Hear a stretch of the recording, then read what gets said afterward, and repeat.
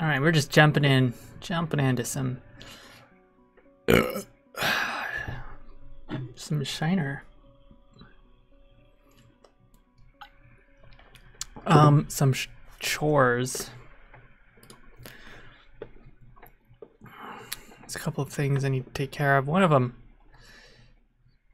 it might be terminal mode. One of them that's really bugging me is having to, every time I run the script to update the stream profile, it fails because the refresh or the token expires and there's no refresh token. So let's see if we can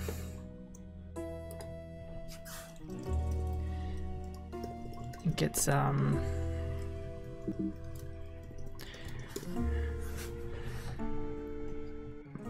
refresh tokens working in here.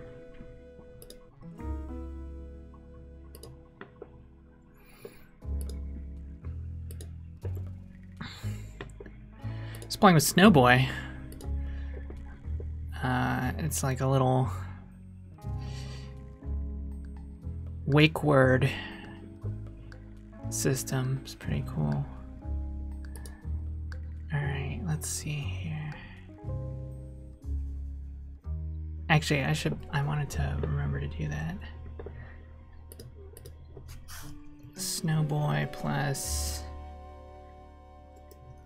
Google Speech API. I want to see if when Snowboy detects the wake word, how quickly it can go into using the Google Speech API. Like, if my wake word is something like computer, if I were to say like computer do something, how much of do something does it pick up?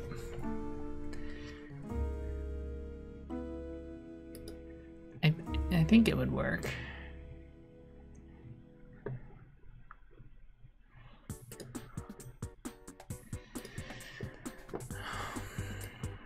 All right, so get a token from web. This is actually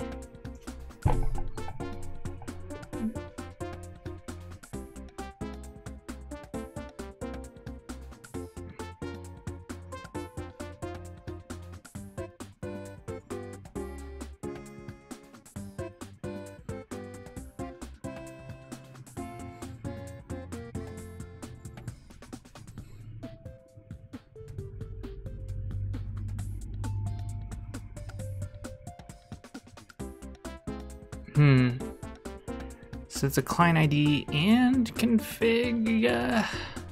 It's more than a client ID then, huh? I guess I can set some other parameters, but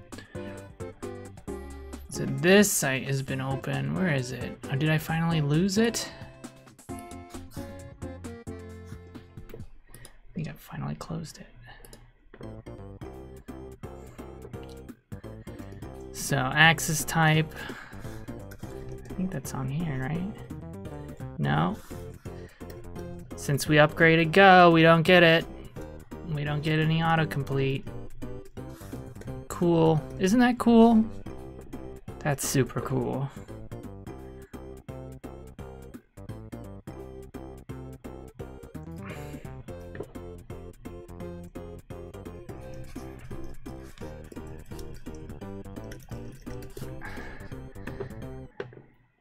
Just kidding.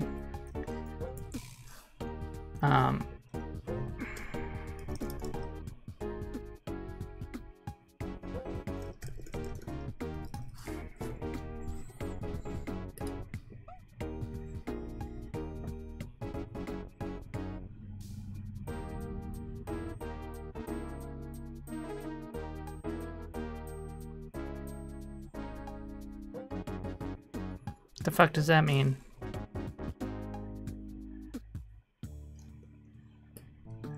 Is it really a Go code thing?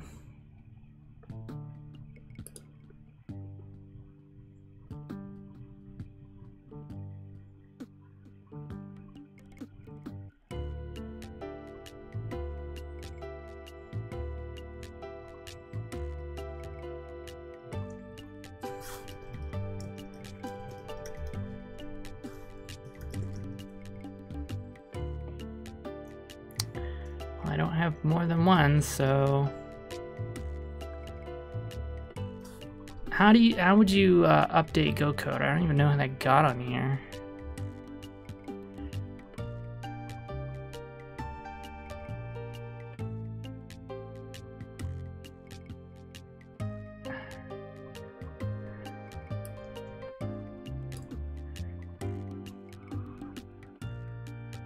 Are you fucking kidding me?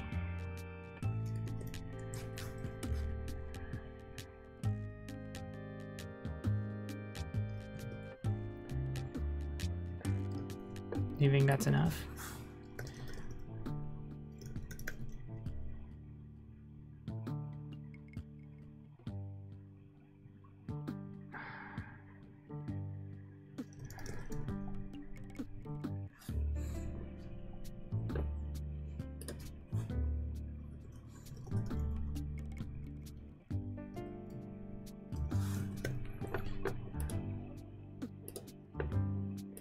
Tell me more.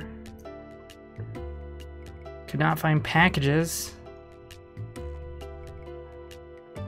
Yeah,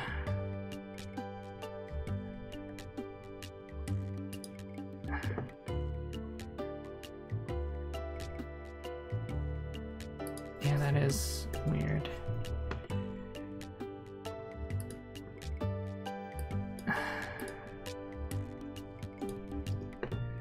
The fuck does this mean?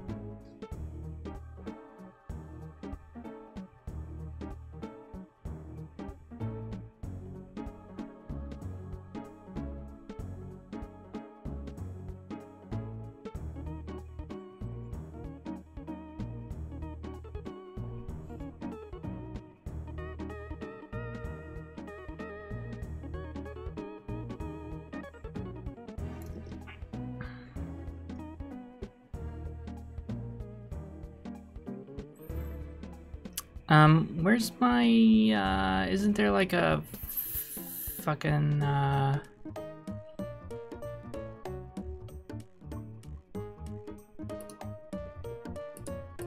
outline? I didn't know that was there. Why is it way down there?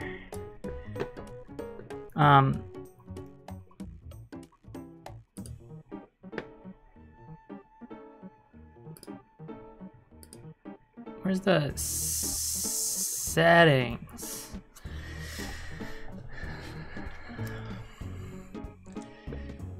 I don't get to do settings, I guess, because I tried to make settings like a fucking idiot. Alright.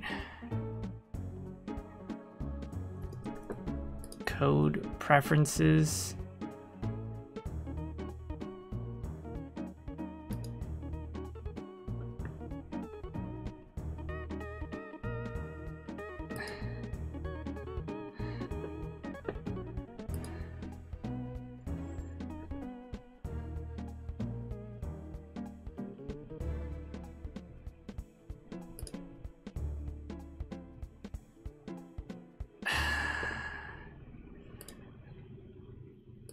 There's nothing here, yo. Like, why is there nothing?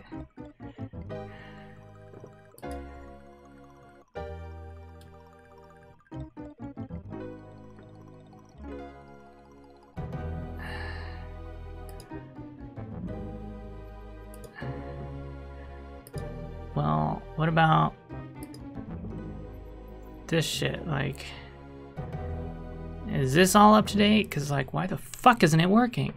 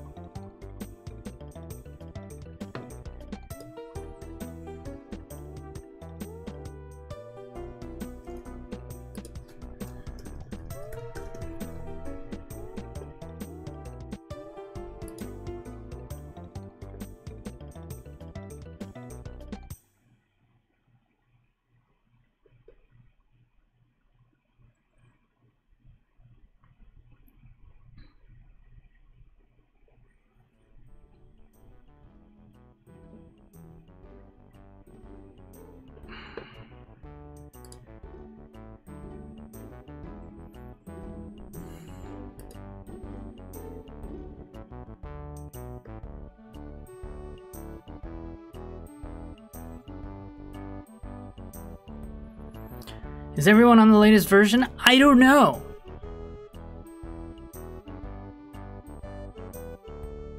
I don't even know how to update it.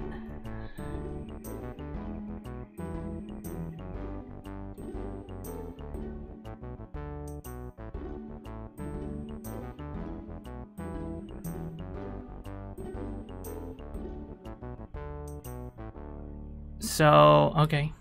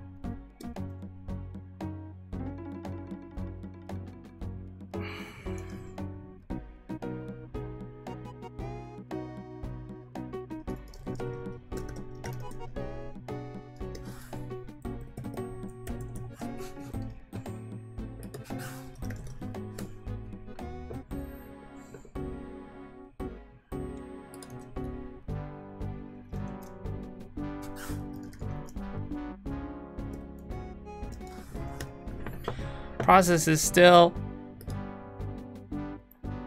running. Jesus.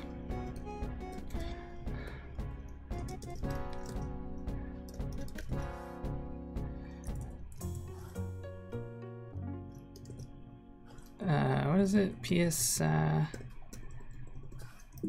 damn it.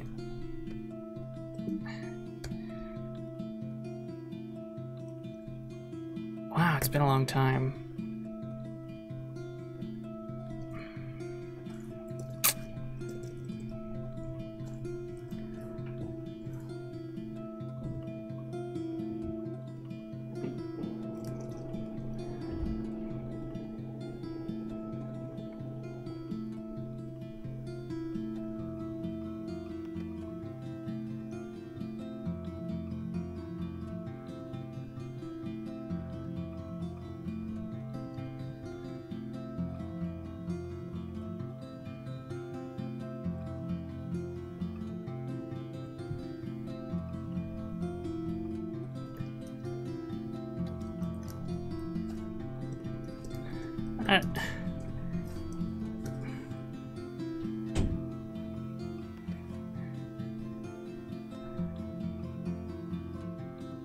Bullshit. Bullshit.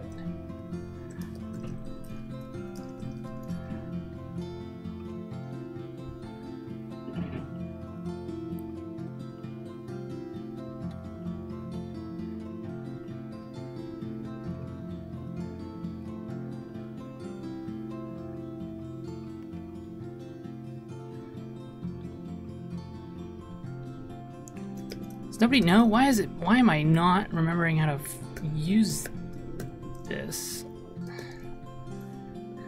Oh, now it wants to give me that abbreviated help. Even though I don't.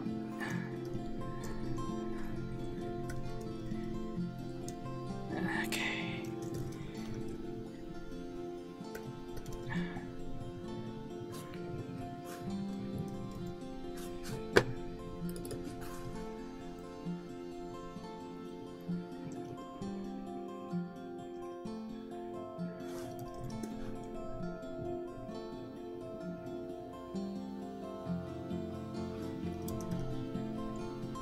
All right.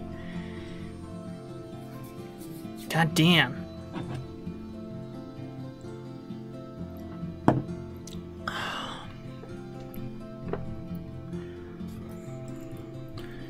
Right, is this it?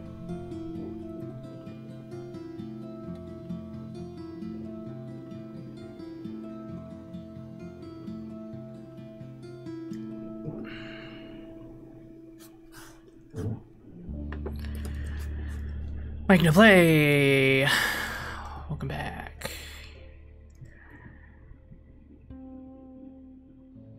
to the start request.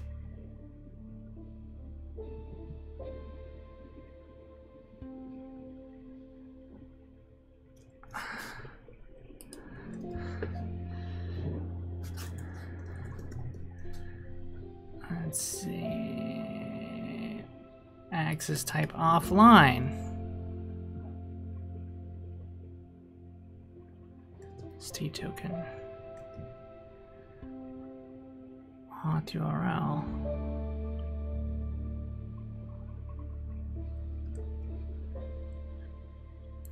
That is prompt consent.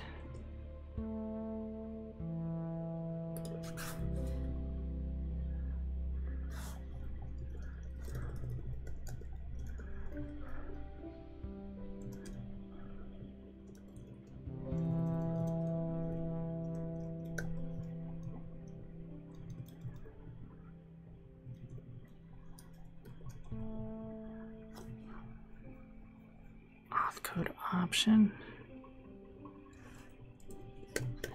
All right, let's.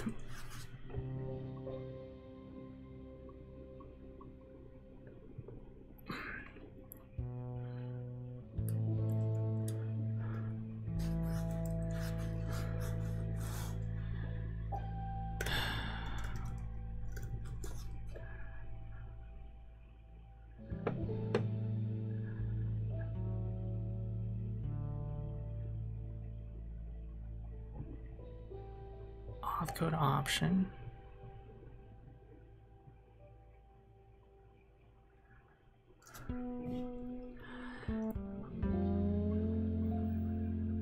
Approval forces the user to view the consent dialog, even if they've already done so. Approval force.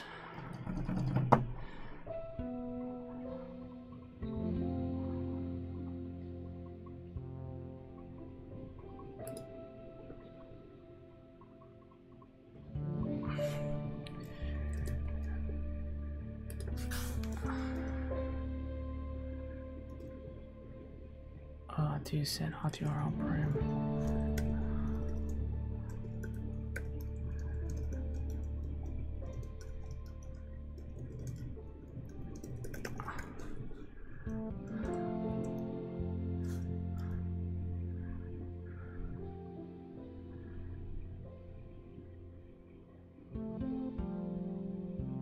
Consent.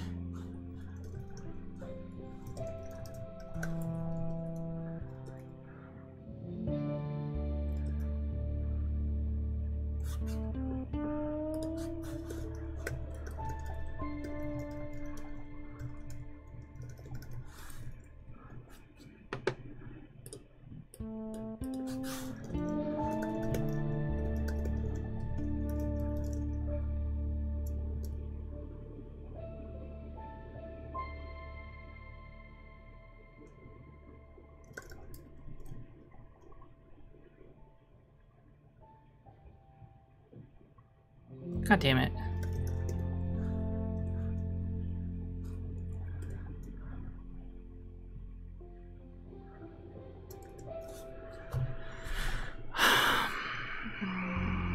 access type offline. Prompt consent.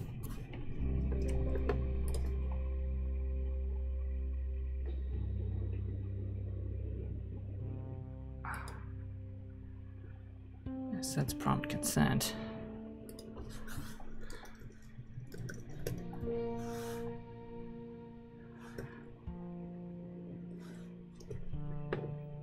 Let me look at this over here.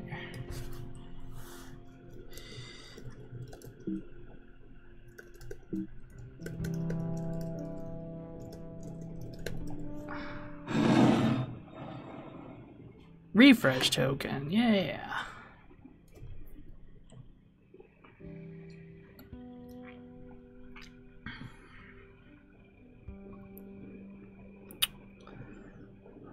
Let's see, 1821. So that's 6.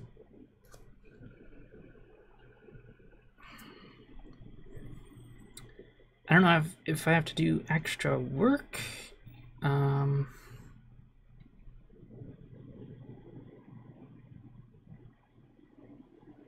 get it to use the refresh token.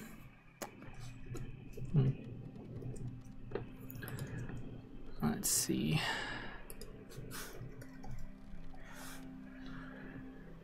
Token will auto refresh. Automatically refreshing. All right.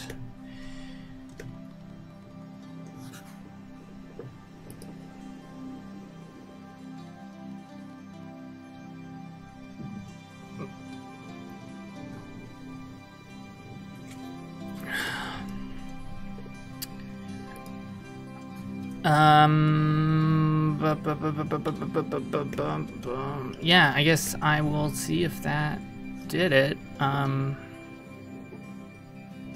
It's not done yet, but I guess I'll check it in an hour.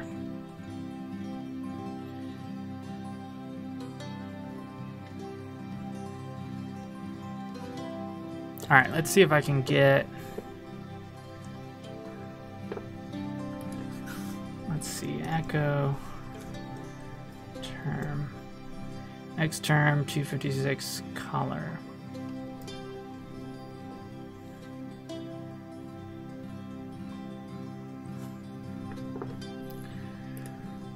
All right, now.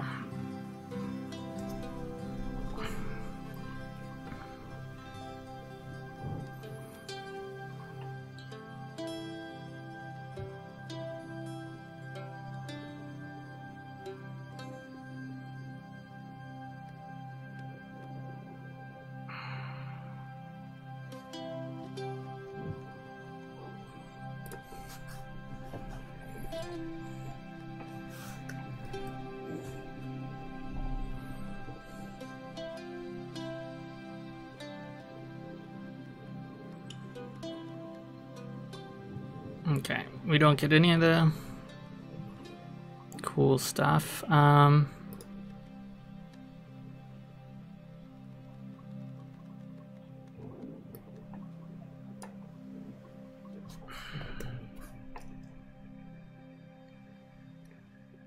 Let's see.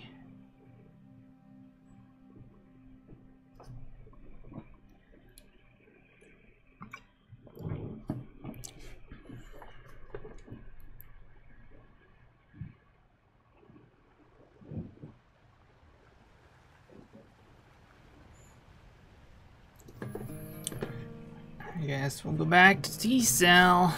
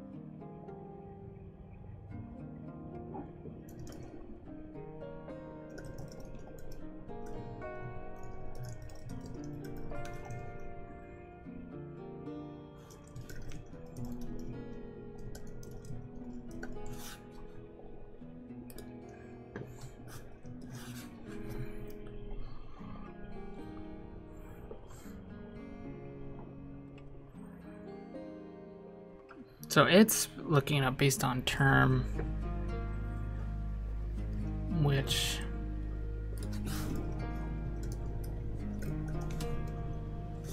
yeah, it should be 256.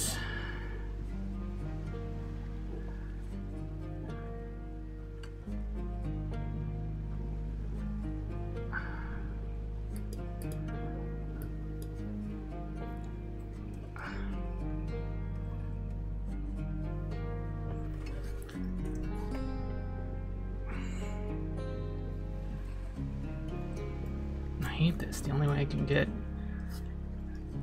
info is to go and change their source.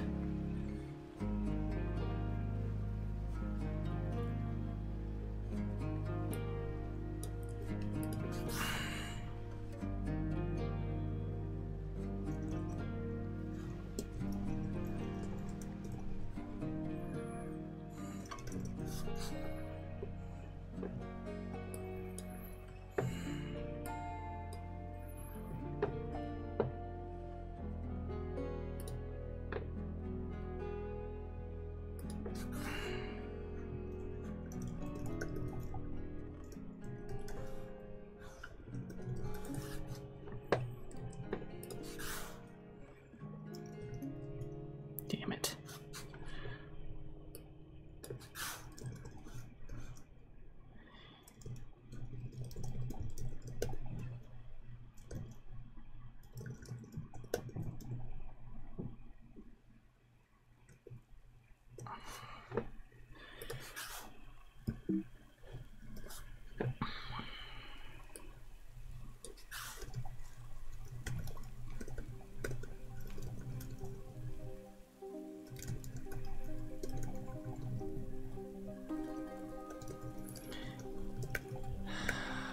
Daniel, what's up?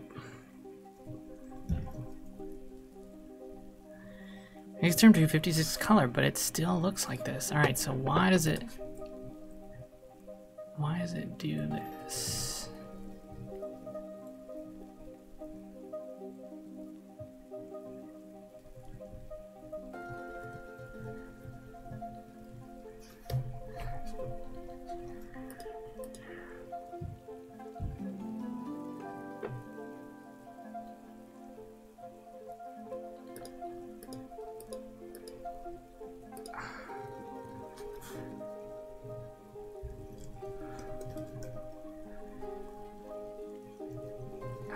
God damn it.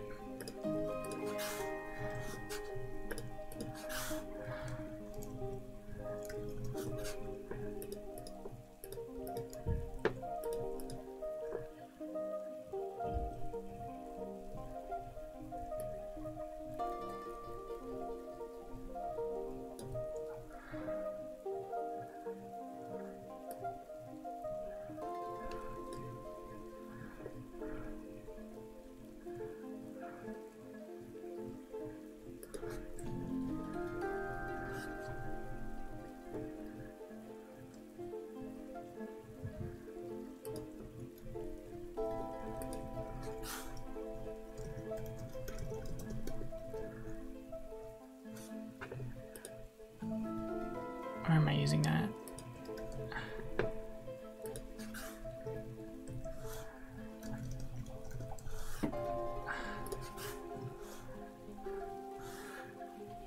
See?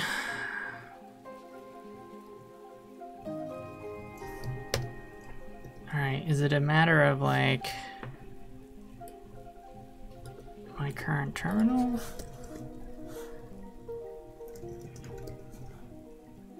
Okay, it is. This terminal's just ugly? Like, ugly? I don't understand.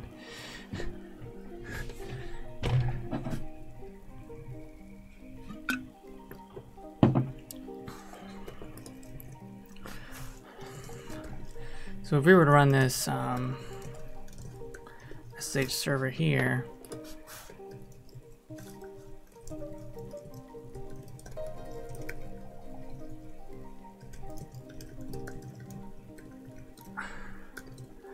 yeah, looks good.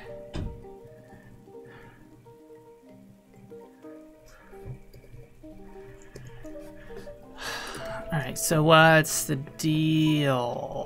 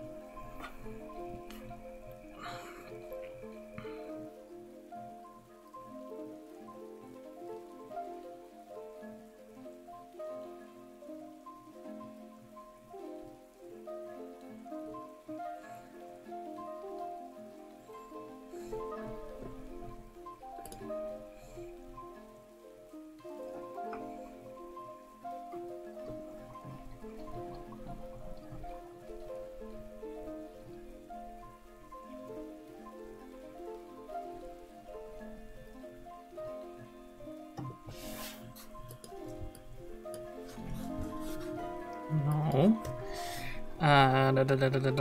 Spaces? Lines?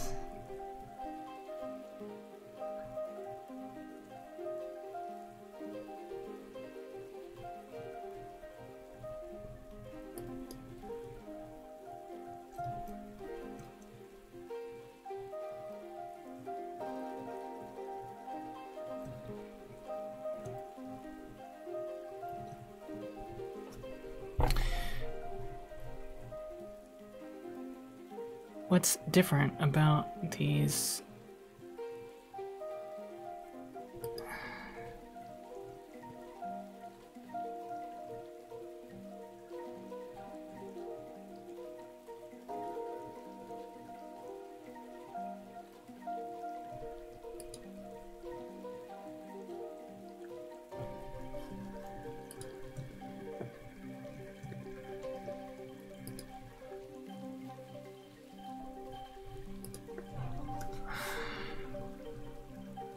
Terminal, GUI, line spaces.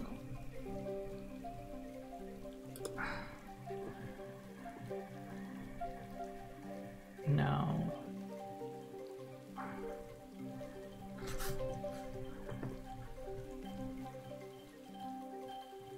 Increase the space between lines.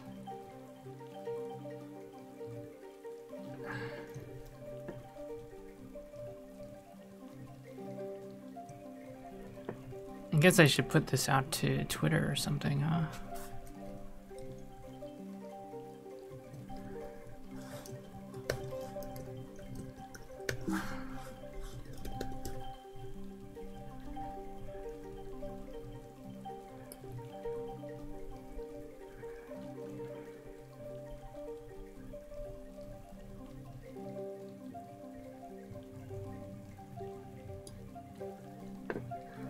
Let me see if I can understand the true differences here.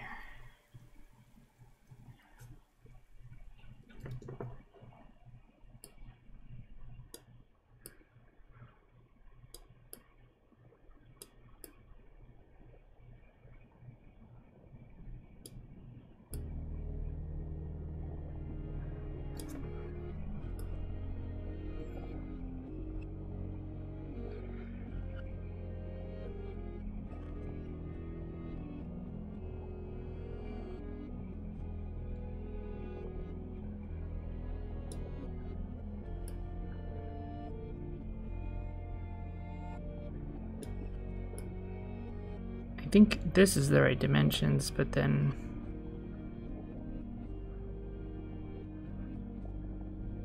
is it just like a line height issue?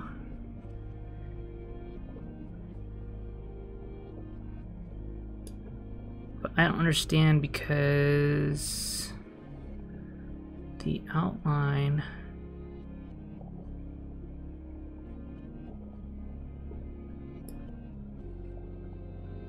I mean, I'm even using the same font, right?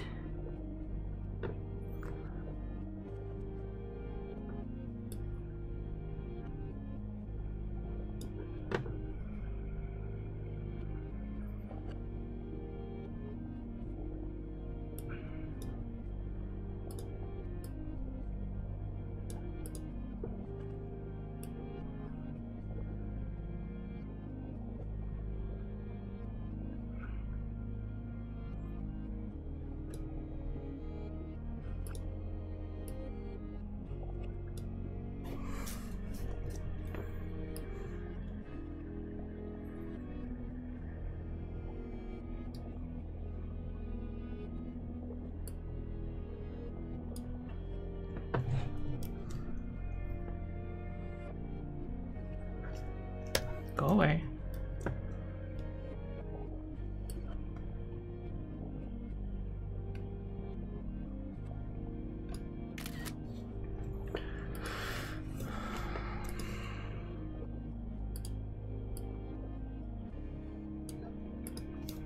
Thought it was just going to be the terminal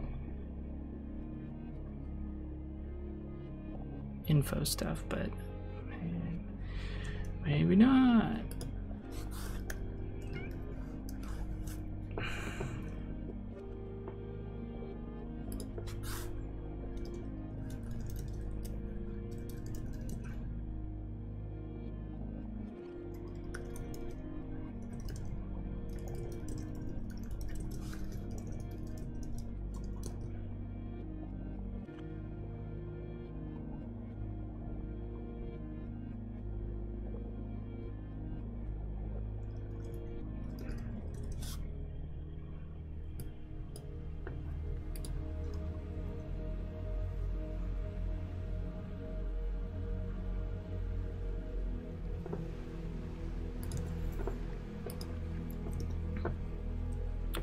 Doing it live.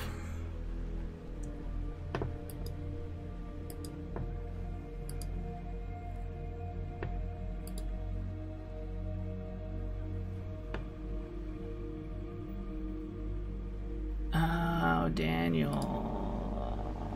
Hello? Hello.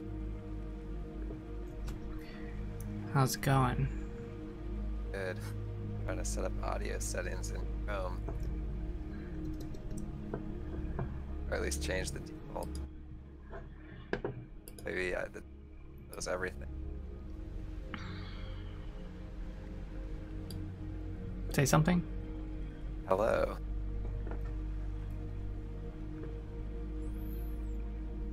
Okay. Good levels. Good levels, I think. I don't know, I'm just looking at the meter. I hope it sounds right.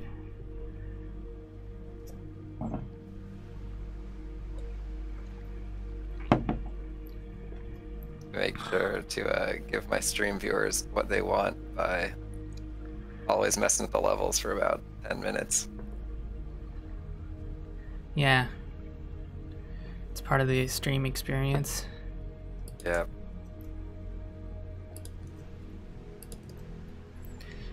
Alright, I was gonna do a bunch of chores and then I ran into a bunch of... Each one I ran into a blocker, so... Let's see. Better logging. That's so boring. I don't want to do that.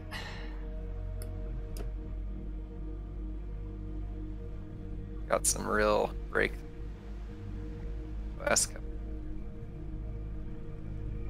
What? I got some real breakthroughs on Whimsy Space in OS where apps can now use communication. So I can like send messages between my apps now, the operating system.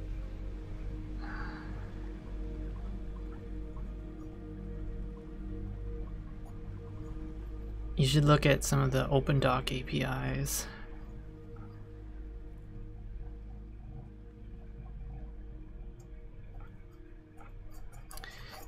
I was reading about Corba. Okay. In that era of object-oriented architectures.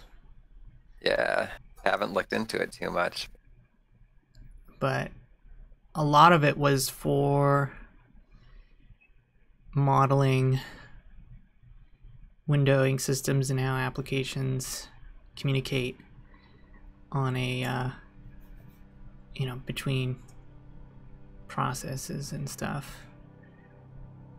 And find a lot of things on like drag and drop and all those kinds of things you would need with like a good like windowing environment. And drag and drop is gonna be a nightmare. In fact, it's already a nightmare, and it kind of works most of the time. But Chrome or whatever is changing things, and then the HTML5, or no, the drag and drop API was before HTML5 existed. It's like kind of half finished and just a disaster. Is there an HTML5 drag and drop? I don't think they've updated it for HTML5 yet. It's probably such a disaster, anyone who touched it died. Yeah.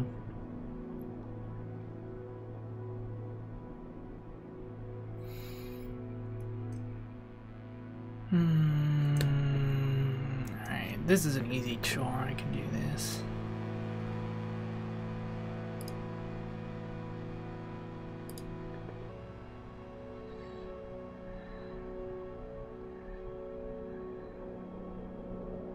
Oh, I lost a bunch of data. Save my to-do list.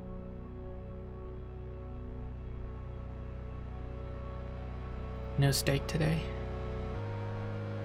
Oh yeah, not today. I had it earlier.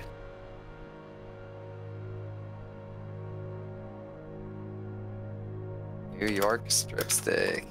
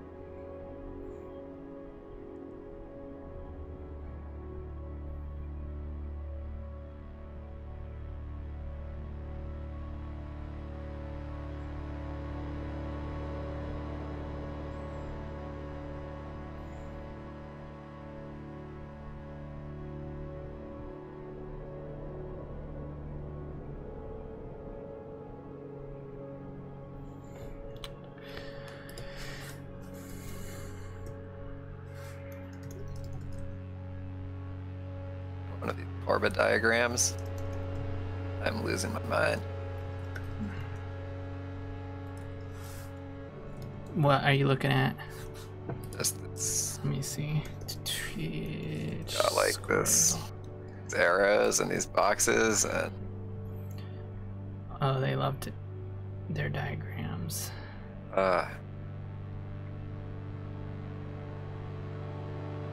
For whatever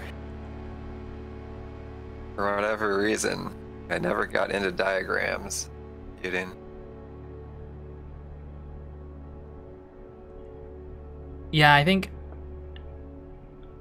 I was a little, but mostly for databases, and even then I just didn't model the relationships. I'm like, these are the tables, so they ended up just being lists. Yep.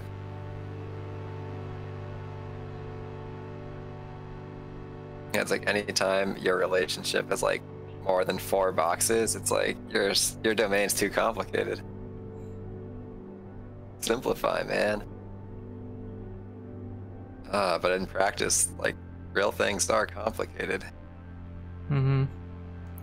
So what's funny is, and this is another pattern I've seen, is that like a lot of 90s and early 2000s enterprise architectures are made fun of because they're like, you know, overcomplicated, tied to like dated technologies of the time and all this stuff. But turns out conceptually they were kind of right, like a lot of the time, and then it takes a while for like the greater developer ecosystem to kind of like run into those problems and then find those solutions. So like stuff like message queues and stuff like that came later, and a lot of what they were trying to do with Corba is kind of coming back around. It was like before REST and JSON existed. Yeah. But it was also basically before the web. Like, it was really for, they just didn't really think about things the way you would with the web. Yeah, before the web, before the cloud, or all this. But I still don't love IDLs, but like IDLs are coming back because of gRPC. I mean, all I do is just say, send a JSON, and like that's your message, and whatever's in there, like, go nuts. Yep. I mean, I'm all for like just pluggable encoding, so you could say like default to JSON, and then if you want, drop in message pack, and it'll just like work. Yep. But basically, assume the only primitives you have are JSON primitives, because then it'll probably work in every serialization. I get to cheat a little bit on this web world, because since there are no servers, it's like a single user machine, client side, and then the apps, so I don't have to worry about security yet. That saves me a lot of trouble. And then also I can do blobs over the post message, and those work too. So it's golden, like JSON plus blobs, and like that's everything you need. You should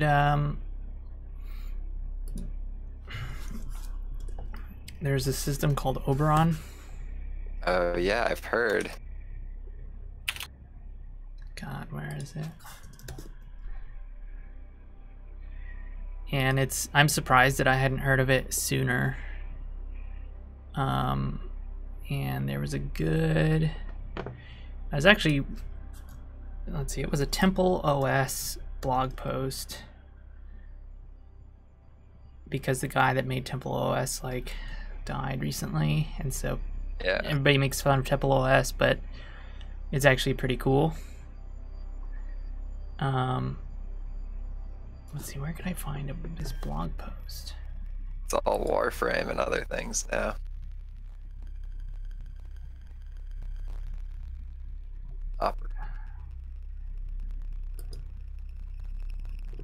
Warframe? Yeah. Wow. Man, I can't find it.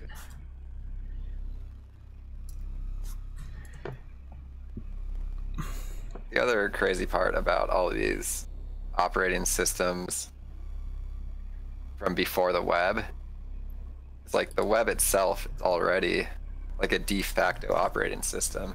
Mm-hmm. And we're like, I guess, refuse to come to terms with it because it's so awful in general. And I think we could learn a lot by going back to like Win95, Oberon, some of these older ones, and then layer it on to the de facto world in which we found ourselves. Try and like, pull in message queues where they make sense.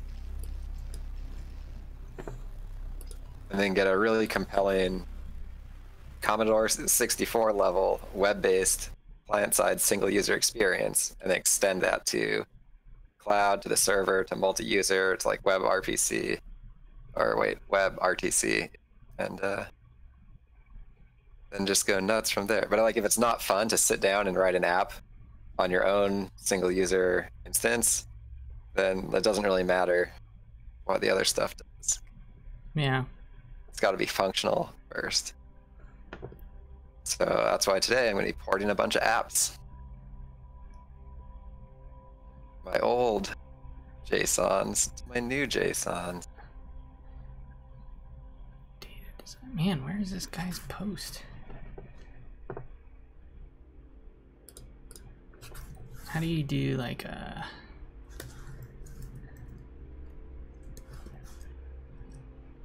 God damn it.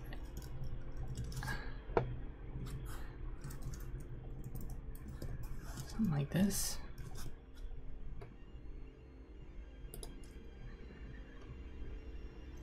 Here we go.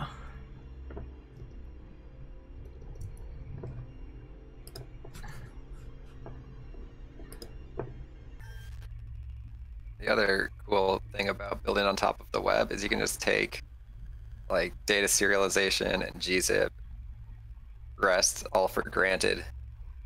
Mm-hmm. Just build on top of that and get like, and even like post message and process isolation, all like the hard problems of operating systems, like starting, everything's taken for granted. So in Temple OS, which is one of the... No process isolation. They share a global memory space. Well, if you haven't seen Genera, Genera is also a really great operating system to look at. In fact, Genera ported to JavaScript would actually be really cool because Genera is written in Lisp.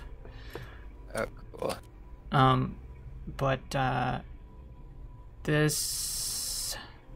So Temple OS, like all their text input is actually a rich text.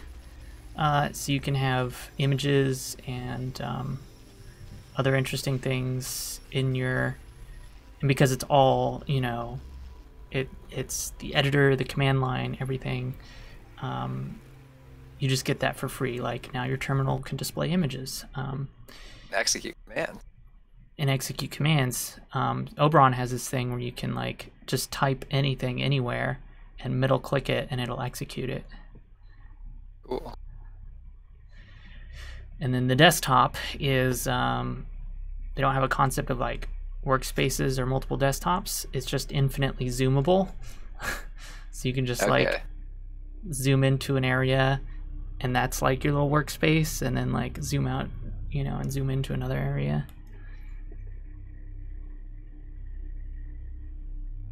And it's mostly text.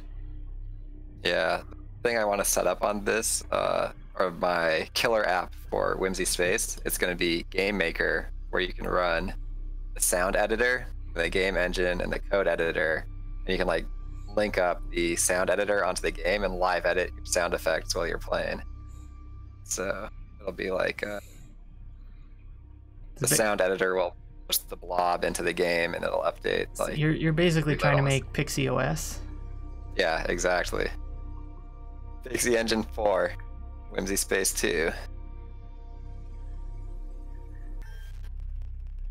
Because like again, on a lot of these operating systems, that's like when word processing was like the most heavyweight thing you could do, but now like no one ever solved I have different apps and I want them to work together. Like simple apps. It's sort of like Unix but with media, and people have tried it, but it's weird. And if you don't build on the web, then you have to re-implement like how do I display a document? But if it's the web, it's like just HTML, no problem. Or even videos, like the web, you can display videos, so you don't have to worry.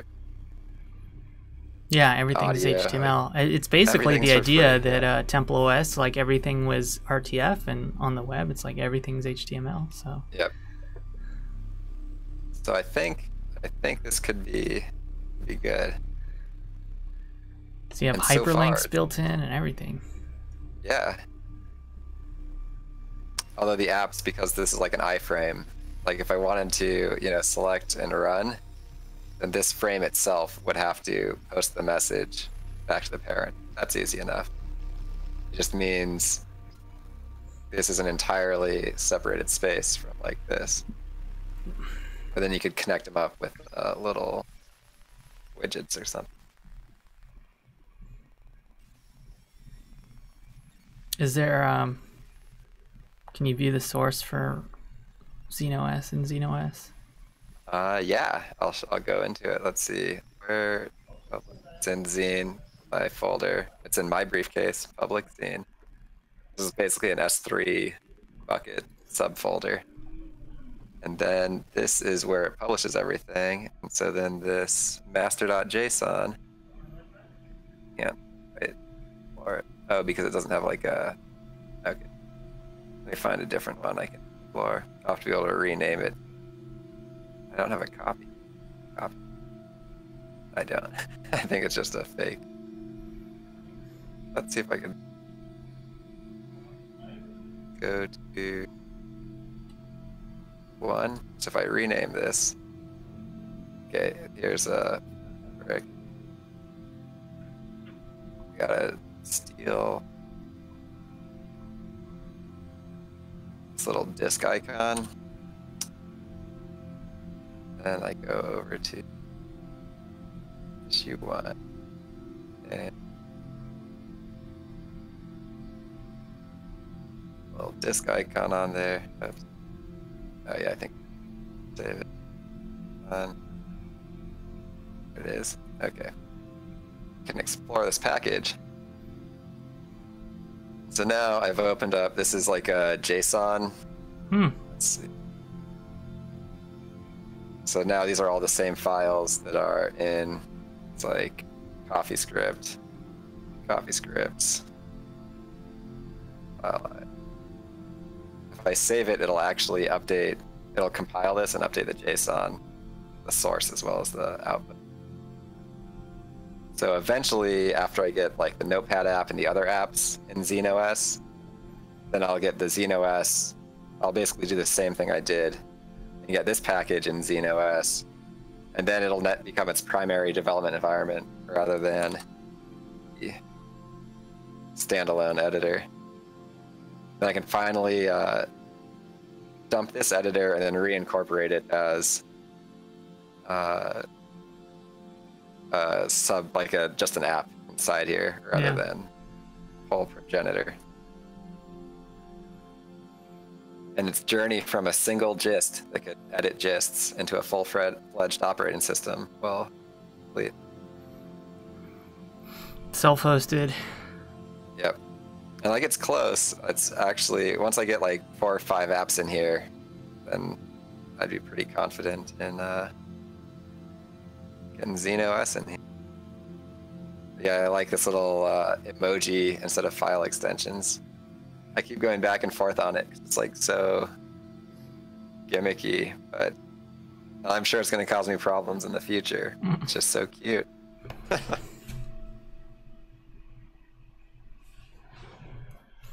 So then, like for the apps in the system, you can get little disks that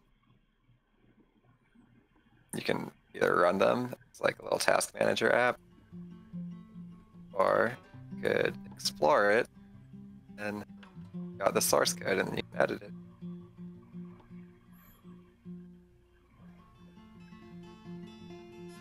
Want to remove. Yeah, that's the way applications should be. Like, boom, get rid of that, save this. Like the app bundles in OS 10 are cool, except there's nothing like useful inside them. Like unless it's like happens designed to be prevent people from editing them. Yeah. And so now I got rid of that button. It's just, then it could even like kill itself.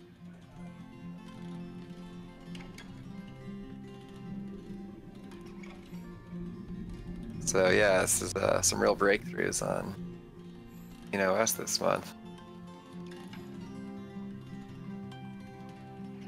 Pretty cool. All right.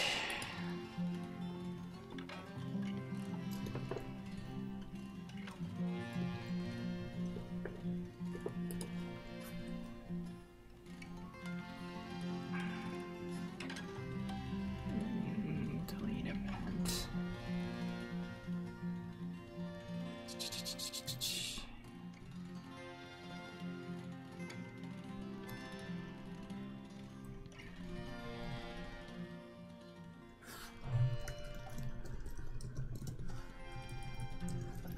Do a shell or a command line at some point. I guess I'll wait till very late.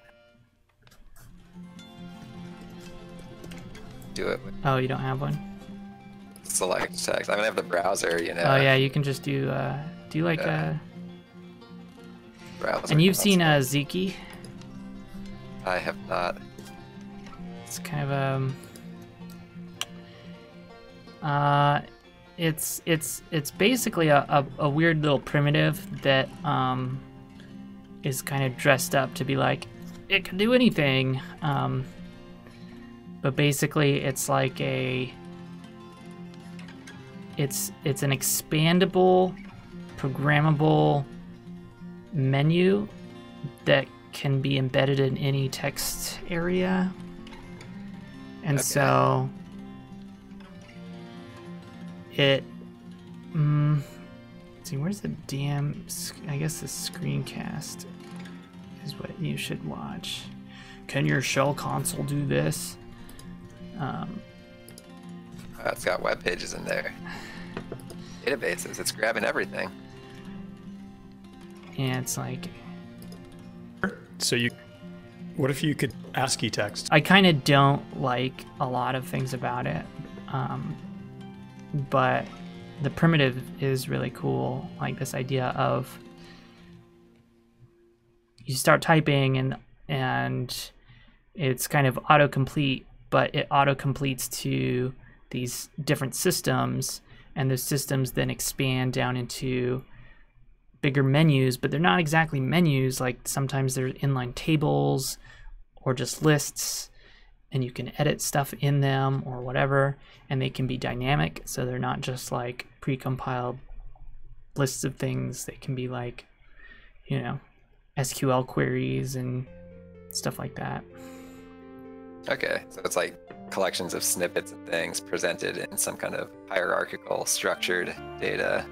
Yeah, it's basically a hierarchical menu system that has a bunch of like drivers to do different types of things within that. But then that menu itself can basically happen, I believe it's implemented in a way where you can kind of just like open up a text editor and start doing this. Okay. So it kind of like injects itself in any text editing environment. So something like that could be kind of cool as an alternative to a command line. Yeah. Just like make everything a command line, but not just a command line, but like this kind of like pseudo interactive. Yeah, I think once your apps can send messages to other apps, then like the command line is just a special terminal interface that sends messages to. And then that's like the least interesting one you can do, whereas one that's like HTML that's fancy and we'll get there. All right, word notepad.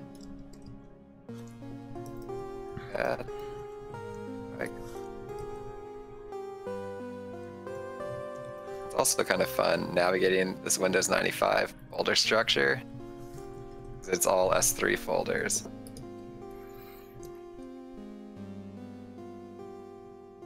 And so I just have to remember that like this is my danielx.net webpage. Then zine is the whimsy.space URL. And I can just drag these things around and then it updates the internet for me. It's like FTP, but Windows 95 with Windows. It's an operating system of the cloud. Yeah, I don't know. I think most people will see this and just they won't understand because it doesn't make any sense to. It's like the dwarf fortress of operating systems. It's like an alternate history. Yeah.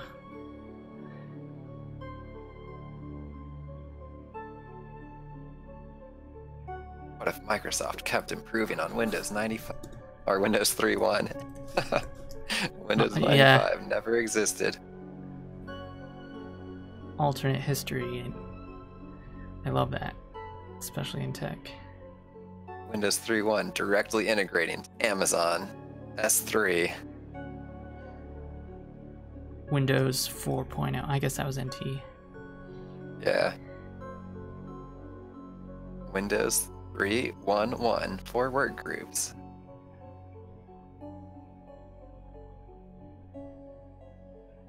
.2. And I really do wish I could copy. I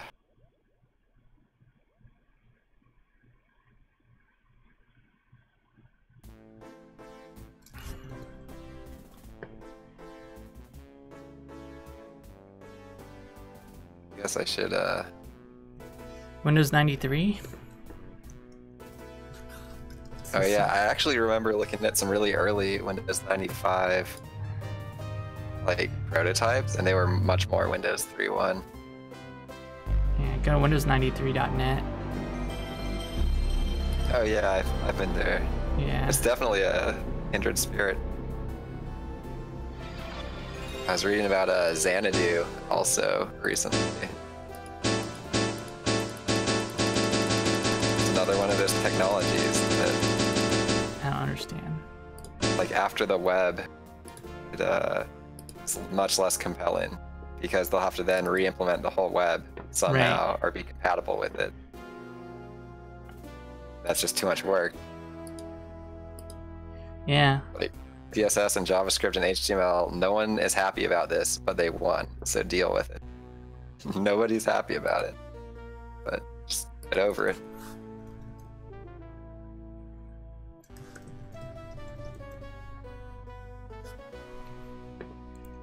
Windows 93 is kind of has no depth. Yeah. It's like, I want to have a chance to use it as, if not my primary operating system, my secondary operating system. Like, I'm already using this to manage my S3 folders, so it's almost filling itself.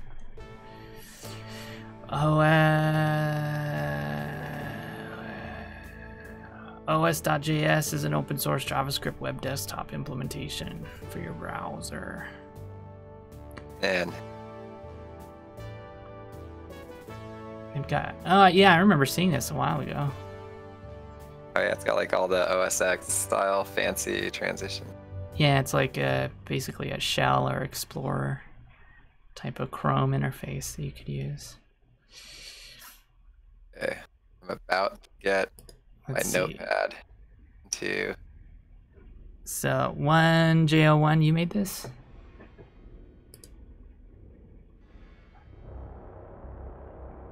Oh wow, this style too. I wanted to start a revolution.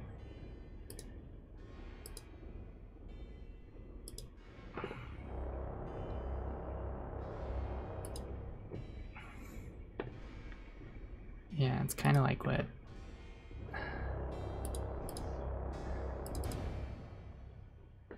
so this is implemented with OS.js and then just kind of like themed differently, is that Oh it? yeah, with the theme for the Windows, yeah. I implemented my own custom windowing thing just Oh, because. it's custom. Oh, that guy's custom. Nice.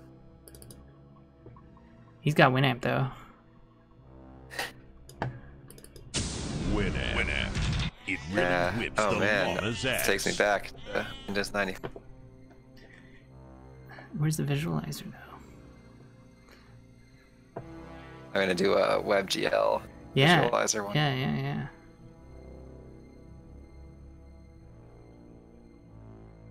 Oh, WebAmp. Okay. Yeah, I think you could just. Oh, and I have milk drop. Sweet. Yeah, you could just drop this into XenOS. Kind of. I got iframe constraints though. I don't just let any old thing execute the, I guess. Well, you what, gotta have the multiple. ring zero. You gotta have multiple modes. I don't know. It's easy to just say put in an iframe and then post message and all Well, of a I mean, sudden you could have put this in an chance of having iframe. security. I mean, you could practically just put this page in an iframe. It's just got just size it, right? Yeah. I mean, as an element. But then the problem is because it's the web and because no one knows how to do CSS, is that if you put two different widgets on your page, it'll not only will they destroy each other, they'll destroy the rest of them. And then you have to like rewrite all the CSS and then fix it. And that's why with, you use iframes. Yeah.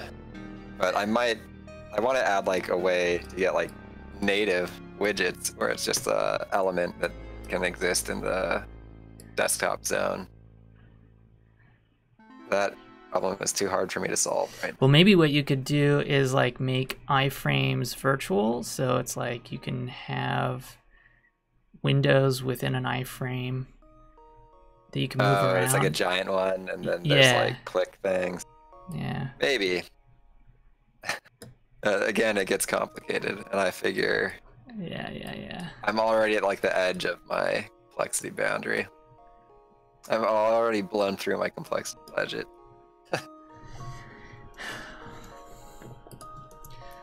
But it looks like even my complexity budget overruns. I'm within striking distance of something that's actually interesting and useful and functional. So that's like a small miracle.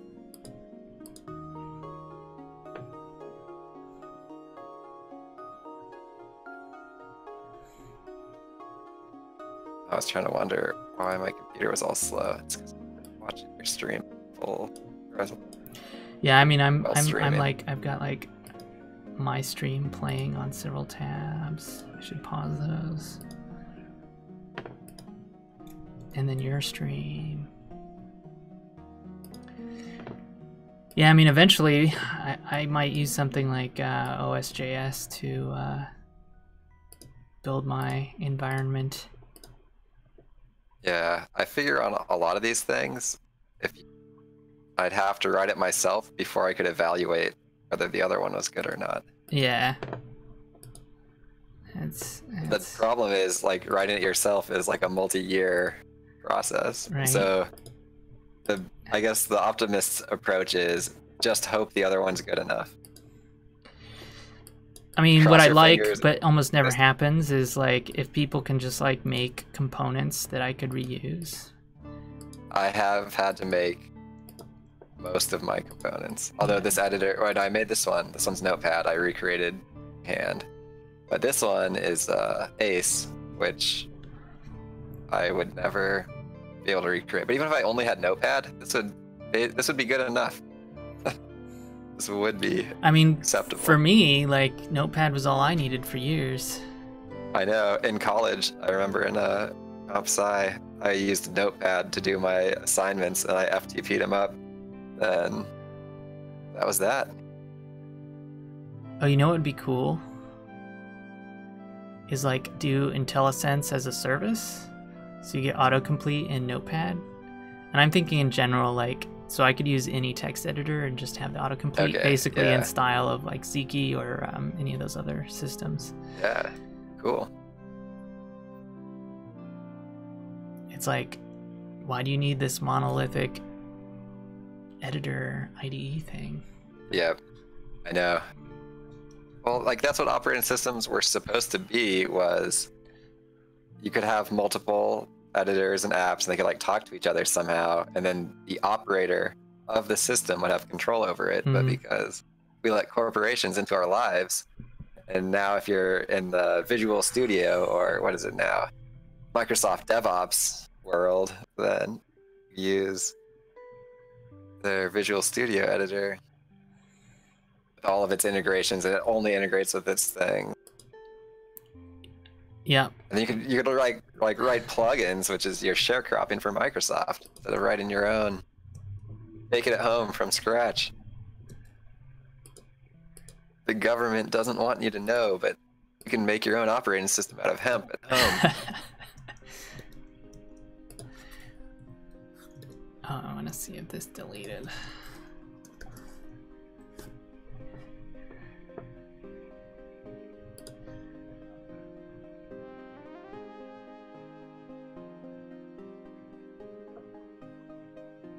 This.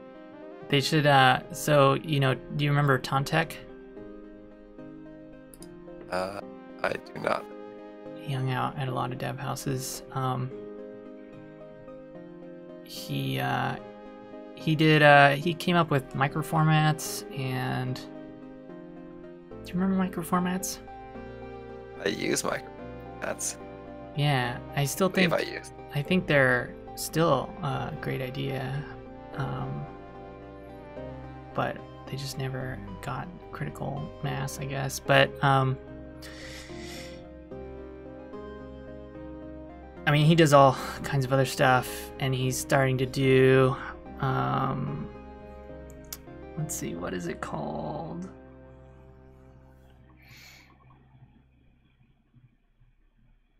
He called the meetups for this the Homebrew Computer Club, because it is like a homebrew or a homebrew website club or something like that.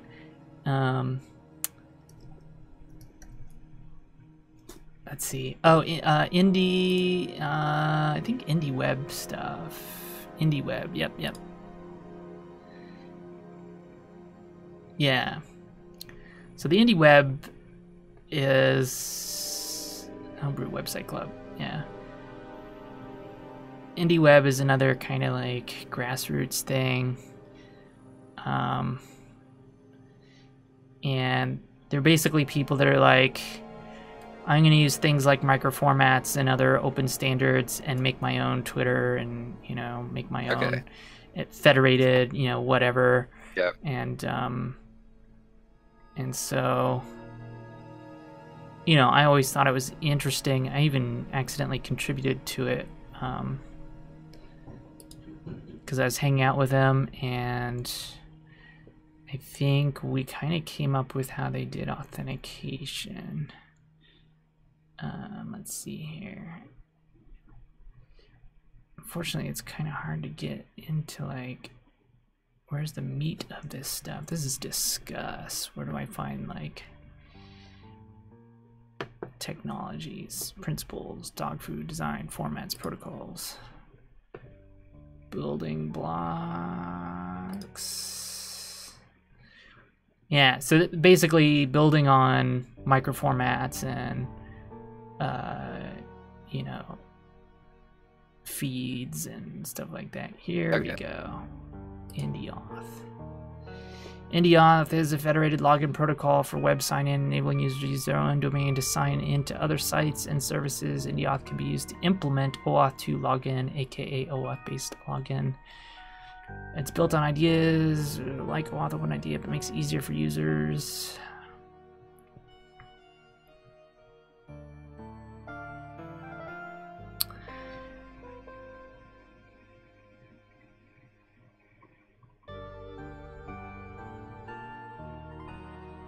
Look into that some.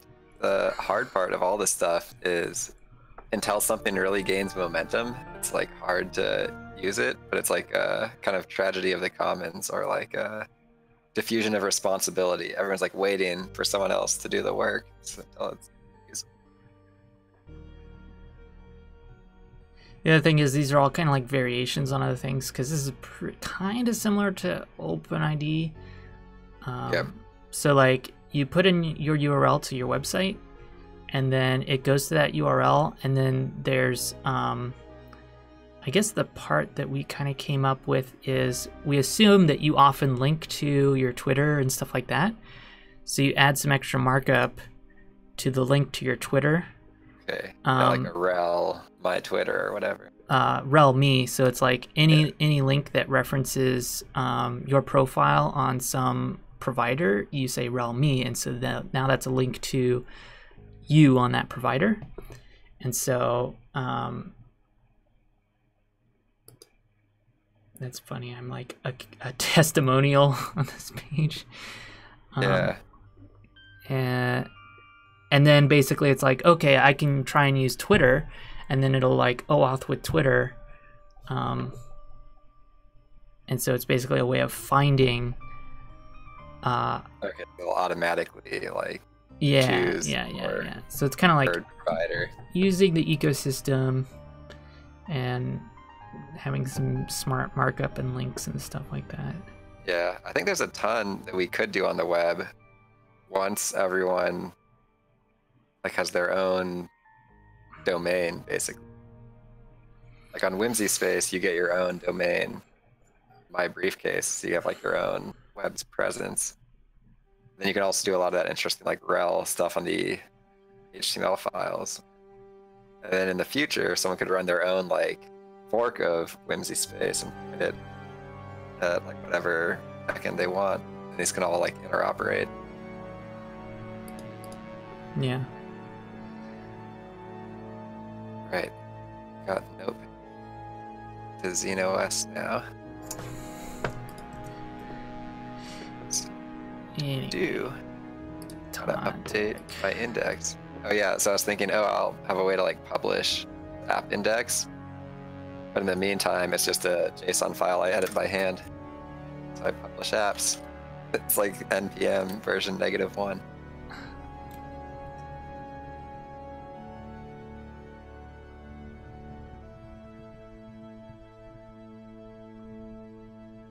All right.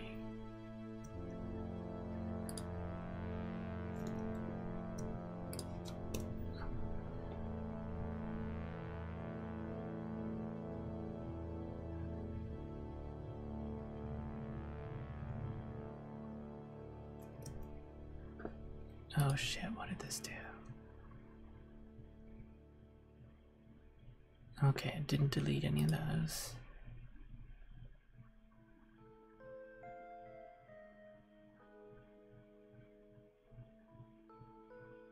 Oh shit, but that's... Also, I just did that today, so we delete that.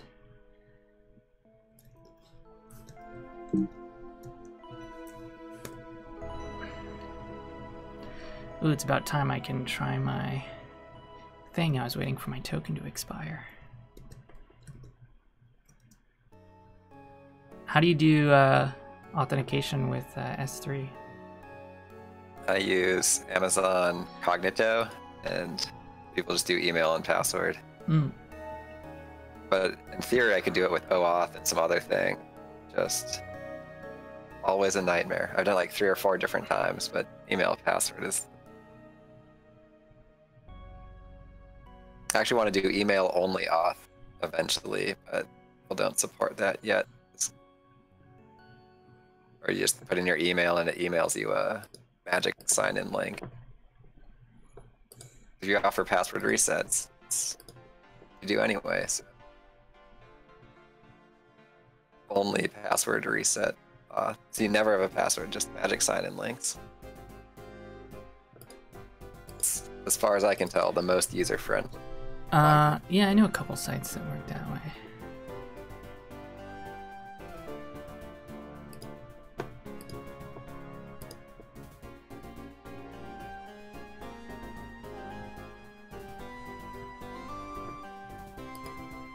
Oops. Find out if app associations work through app index.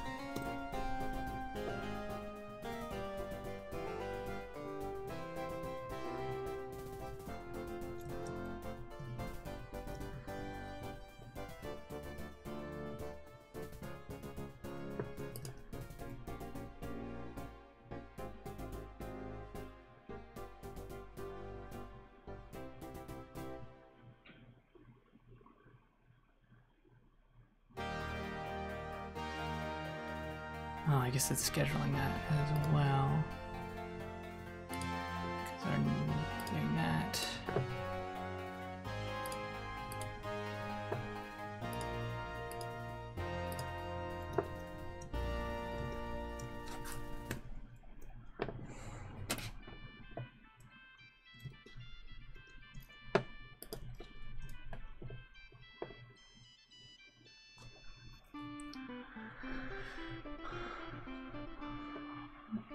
Every time it gets it wrong, Alright, whatever.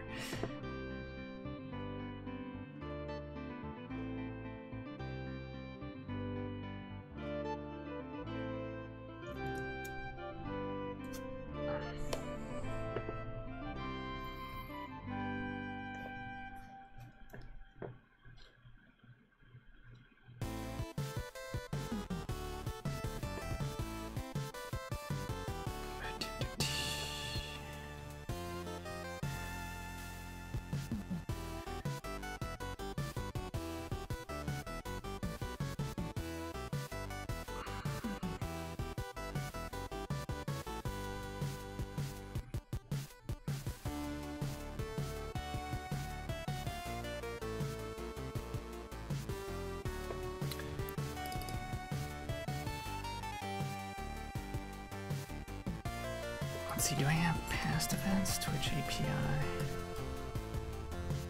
No.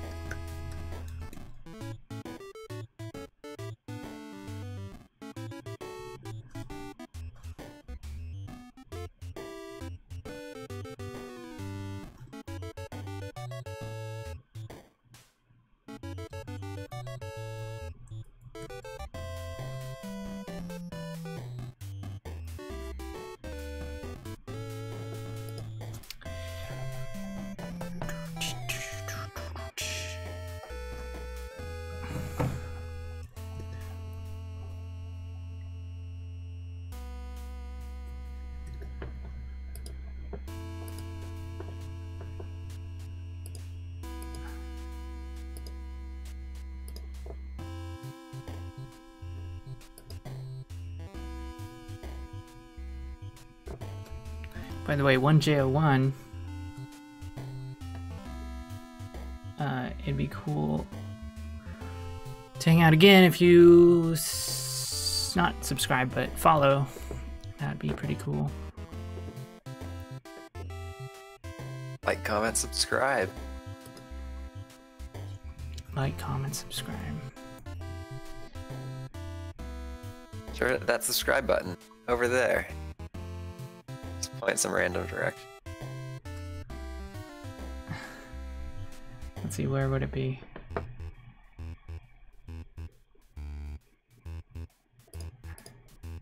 It's like straight up, basically. Yeah. Just right behind me. Hit back there and that subscribe button. Oh, look at that. Thanks, 1J. scroll onto the screen, subscribe button.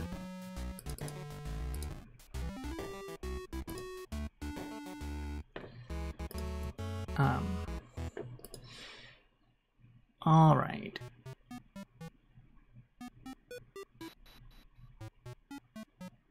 So let's see. Any of the ones that are left in mapping, I need to see if they do not exist in future events, because that would make them past events.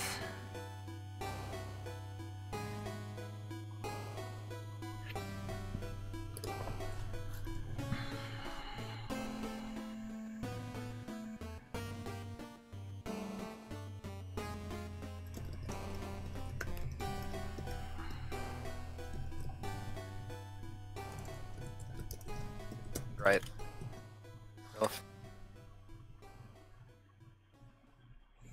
Just to show how easy it is to write apps in XenOS. Oh, so I hope I can finish it in 30 minutes. That's probably when I gotta stop.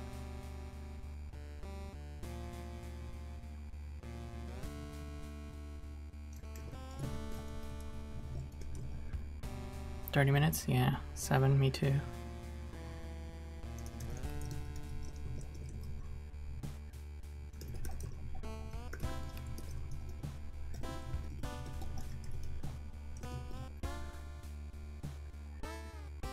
Great.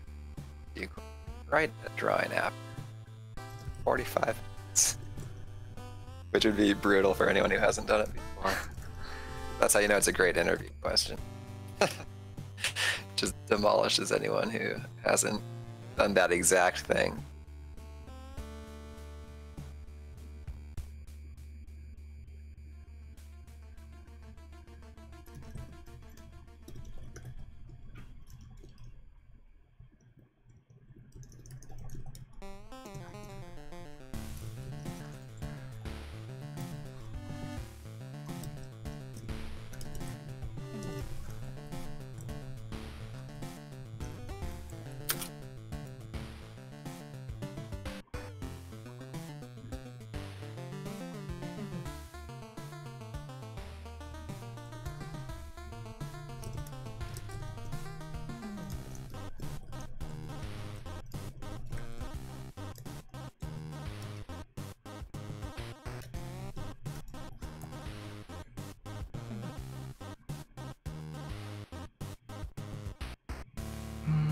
I guess I could actually just get rid of it right here.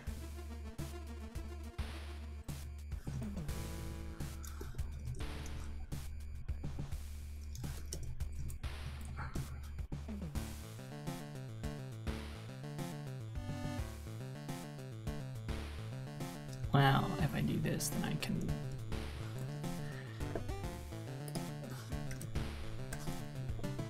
tell.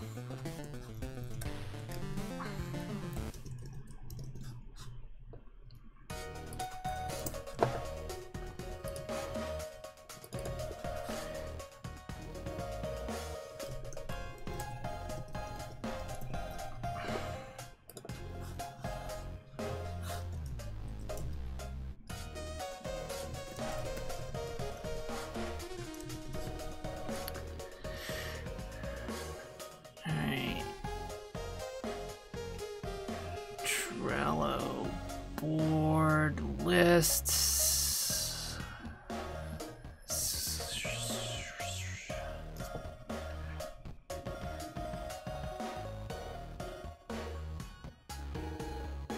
Get cards. Is there a remove card?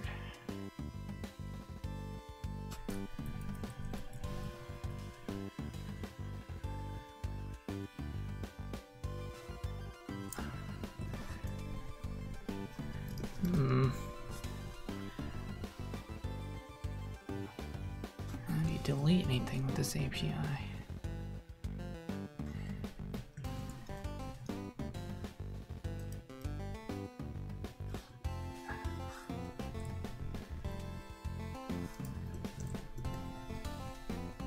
This is weird.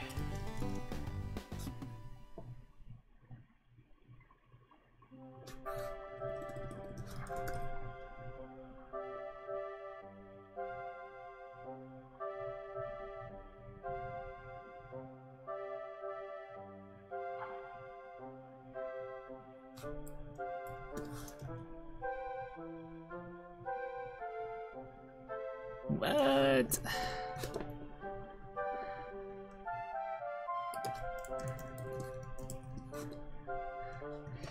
Wait, is there something smart where it can like show me the docs?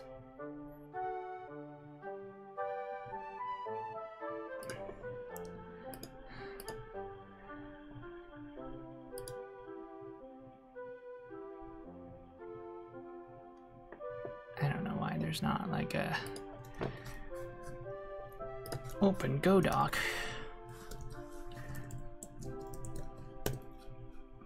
Maybe I'll have to add that.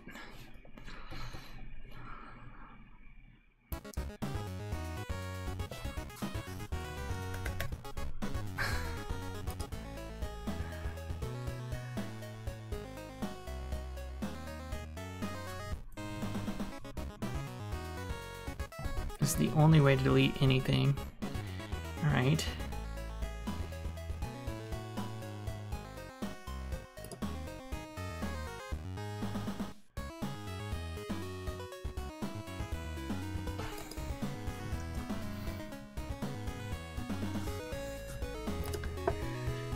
This assumes that I know anything about the fucking path structure.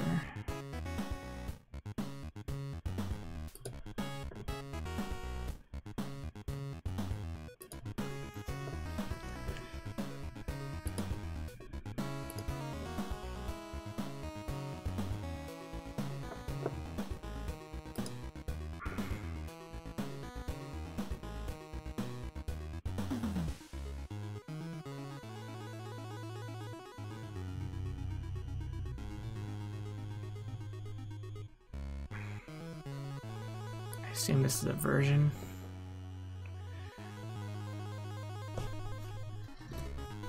I assume this library is gonna.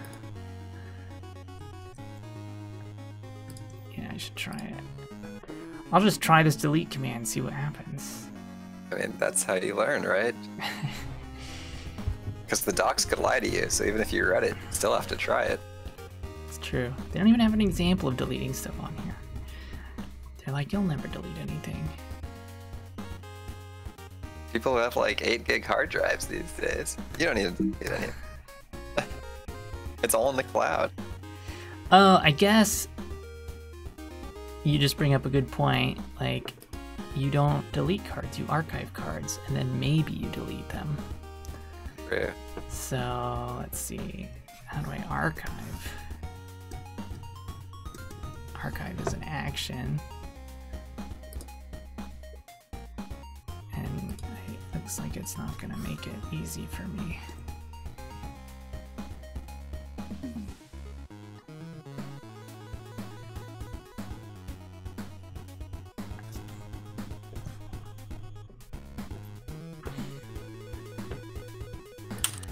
I don't know how to fucking use this.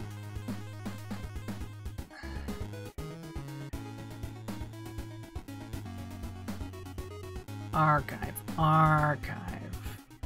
Put.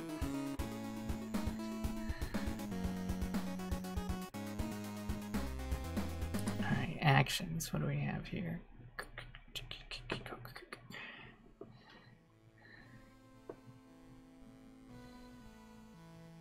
An action object.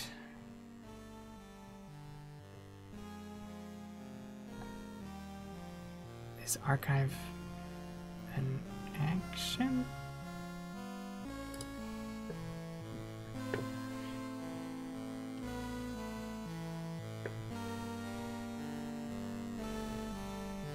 Okay. I don't like this when people have actions and what they mean are events, but unless you can do that thing by creating an action, but that doesn't really make sense to me either.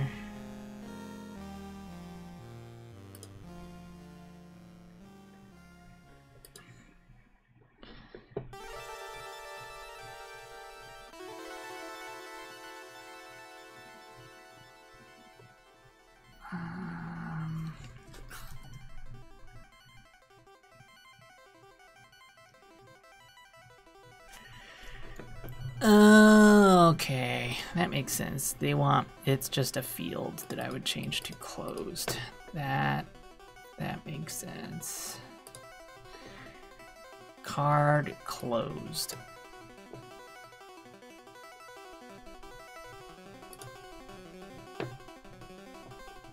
Alright.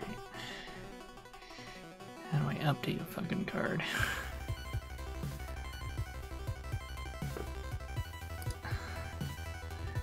Update arguments.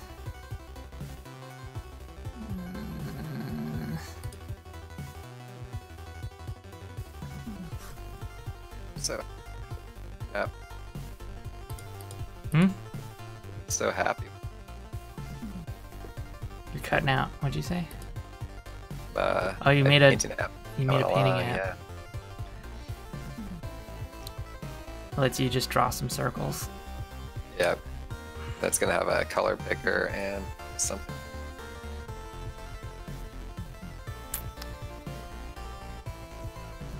You're only like 13 minutes in. Yeah. This should give me enough time to add the color picker and the other, maybe like a canvas size. Although, how many times have you implemented a paint program? This is gonna be like number 12 maybe.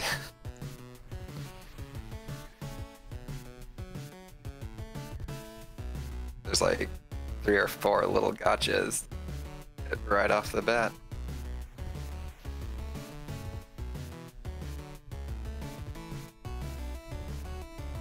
Yeah, if I don't implement a new painting app every year, I start to feel.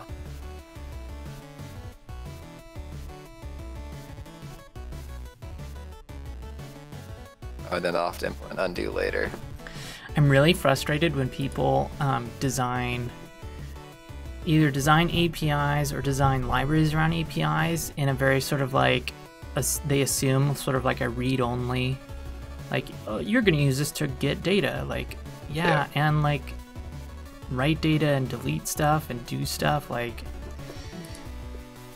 Yeah, I found when using Node.js or even the web and the browser, it's almost always better to just make the direct HTTP calls and not use anyone's library, because you can just say, post this message to this endpoint, and because everyone else's abstraction just ends up messing up the already rough points the provider had. Yeah. I guess it's like an inverse relationship. The better the API is, on average, the worse any wrapper is going to make it. But the worse the API is, then a wrapper has a chance to like make it better. Yeah. Though I kind of wish, I don't know. I mean, I guess this one is kind of doing this where it's kind of like a direct mapping of the API. Like they probably, like basically in a library that was generated by a schema, like that's totally fine, because there's like no like opinion, or like they're not injecting their model into the API. It's like it maps exactly to the API in its docs. Like I don't even have to read, the API, the library docs, because I can just read the API docs and it'll like make sense.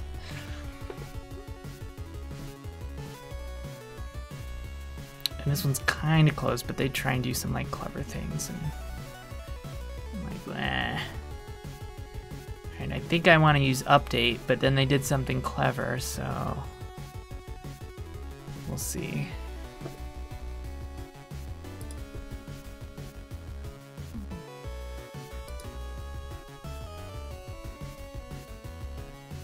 Which is why I don't know. Or maybe it's just because I use JavaScript so much that 99 out of 100 API wrappers are just worse than making HTTP post calls yourself.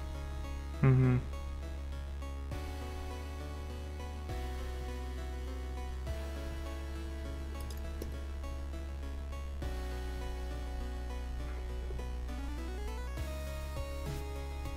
And once, because you could write like a API wrapper in about 5 lines of code, which all it does is make a post call to the endpoint and accept your credentials and put it in the correct either authorization or query string or wherever it's supposed to go. Like, that's all an API wrapper has to be.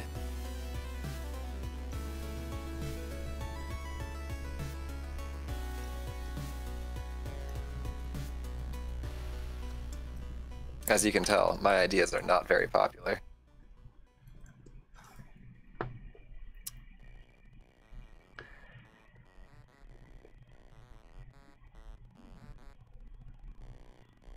I wish there was a logarithmic slider. I guess I can make my own logarithmic slider, or exponential slider. Yeah, it's exponential slider.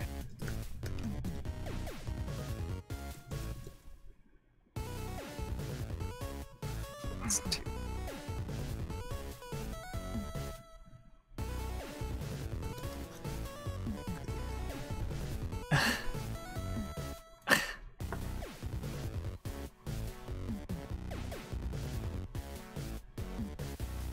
It's not like save or whatever, it's like update, right? Gotta read the code and see what this thing's doing, because You just save yourself the trouble and make the post. Although I think in Go they make it harder than it needs to be, right? You can't just say like post this inline literal to this endpoint. it's pretty close to that. Okay, then I guess it's, yeah, then I don't know, just don't torture yourself with 1J01, thanks for the follow, bruh. Found me. Yeah, it doesn't like this. String value.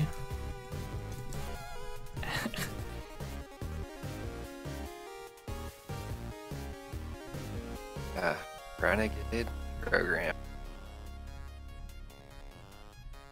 Oh, I think my thesis for XeneOS basically places 2 things. Software powerful, like people should be able to be powerful with it. Bookmark had it. I guess that's a complex thing. But you should actually use it, gain power. Like, that's why we have software.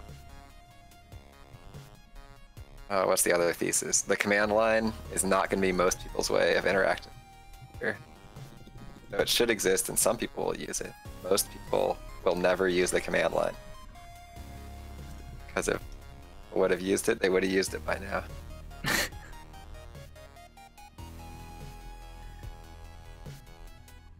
So, yeah, those are my 2 main. I guess like one of them is much at a different level than the other one.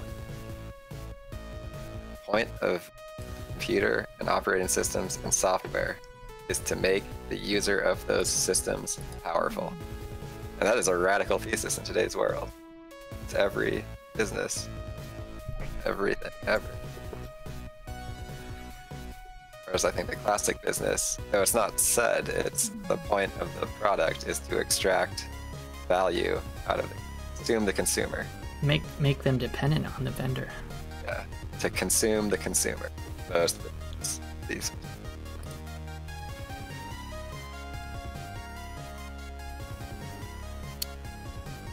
Anything that makes the user of it powerful in a real way.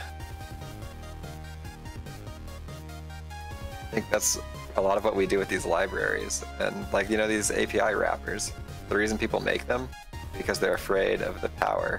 Just calling the API directly. It's too powerful. They're afraid. They have to wrap it. It's like the Neon Genesis Evangelion with whatever those mecha things they were piloting, and they had all this like armor, but it wasn't armor. It was to slow. It was like to restrain their power. They were powerful. We, as developers, we do this all the time. Is we add libraries and abstractions because the true power is too terrible. So we have to shield ourselves from real power by distancing it.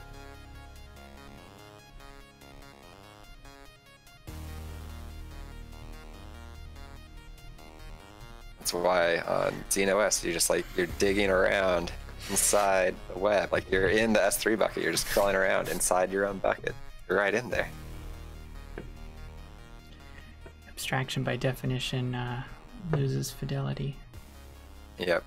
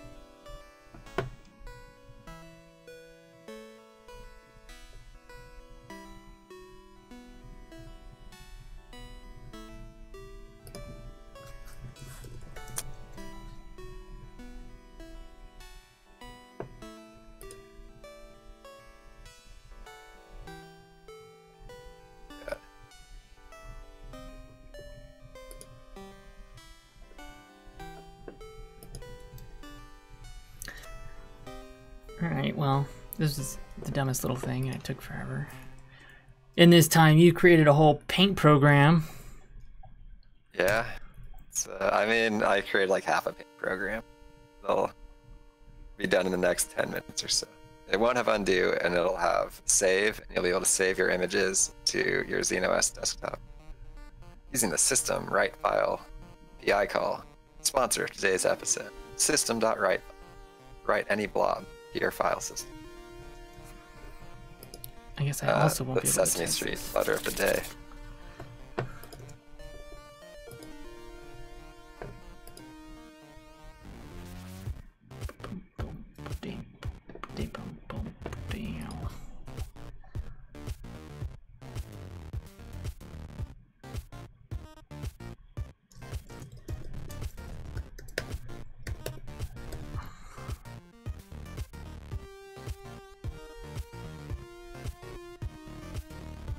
Let's see, the next stream is gonna be Tiggle, so go run.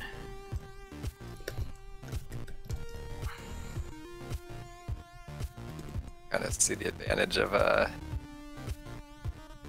graded editors, or at least like a tabbed editing experience, because I'm losing my windows all over the place. Kind of see some of the disadvantages of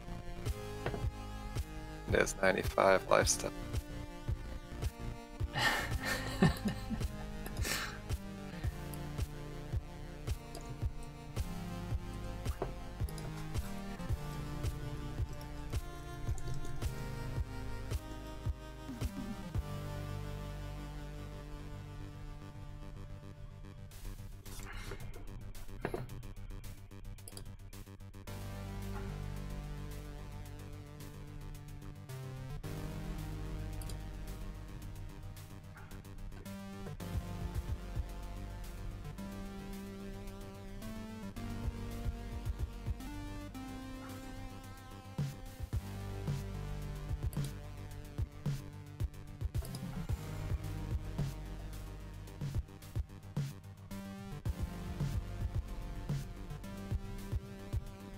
Okay, I think it's working.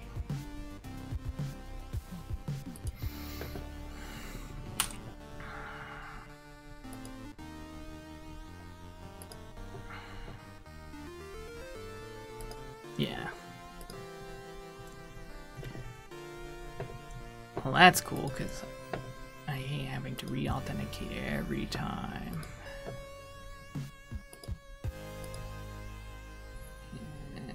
Oh, did anybody fix my problem on Twitter?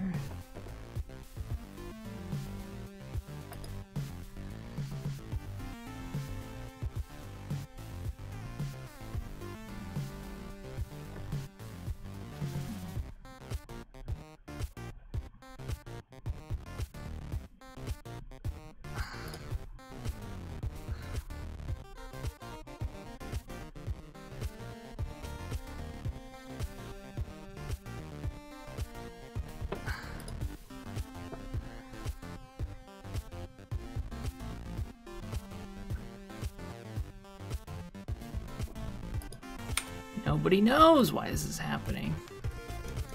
The issue.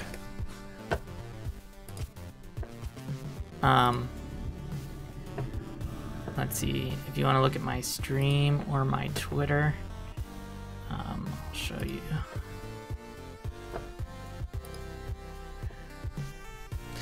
Got Unity. Or,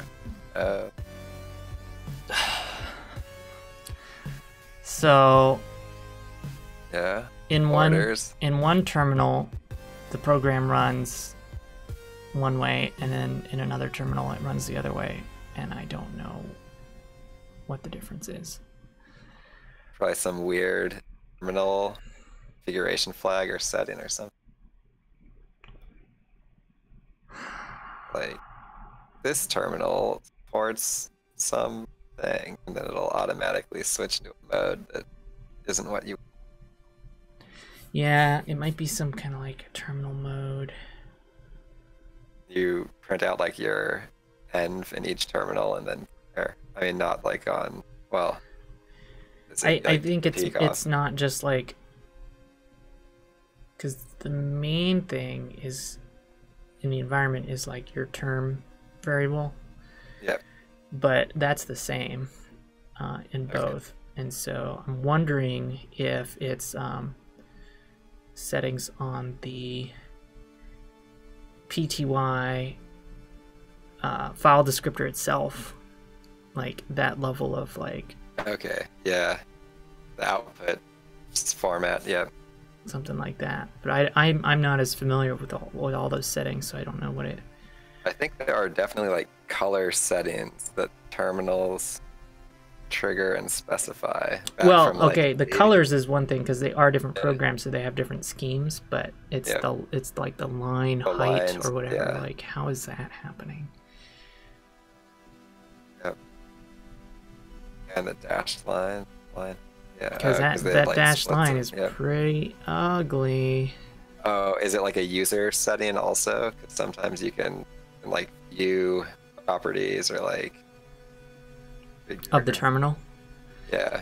Yeah, I looked around. I didn't really see anything. I mean, the dashed line, it could be cute. Yeah, I guess ultimately I wasn't. No, I guess I was going to. I was gonna go for like a DOS, like QBasic, you know, that style of apps. But they have lines.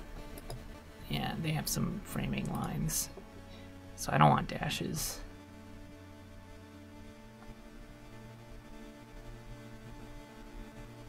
I love their. It's almost like using emojis in your interface, like how people would use the extended ASCII characters for their user interface in old DOS programs. Yep. I know, it's all coming back around.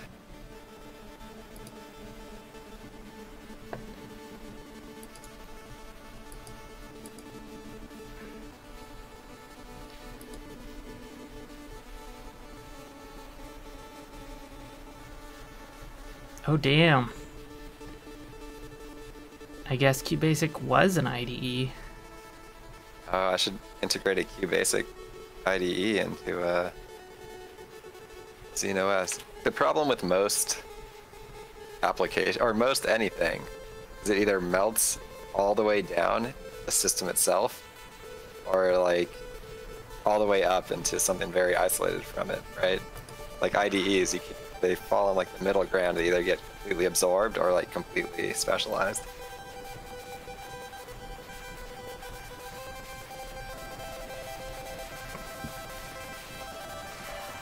Yeah.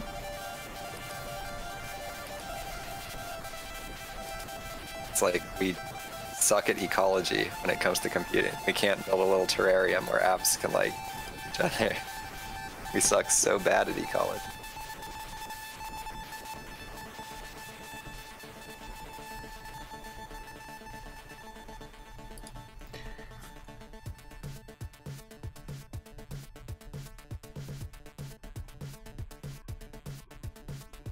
Let's see, PTY settings.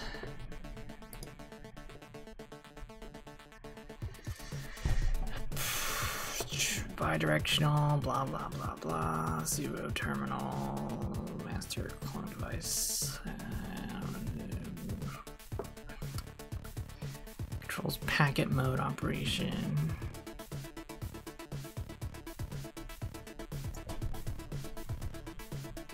Oh, those have not been implemented. Get current serial ports. Allow the buffer to drain. Allow output buffer to drain. Status of term IO. Window size. That's fine. Setting a break. Buffer count.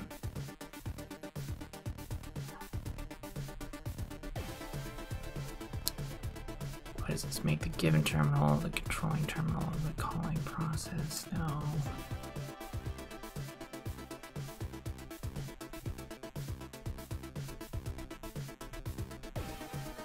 What is line discipline?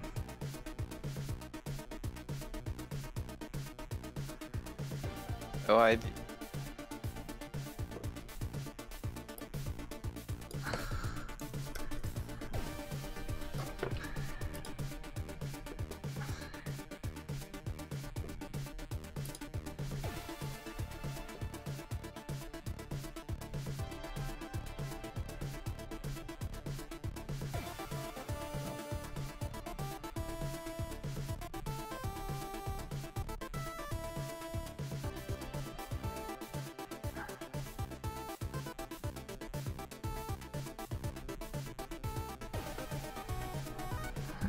Seems maybe related.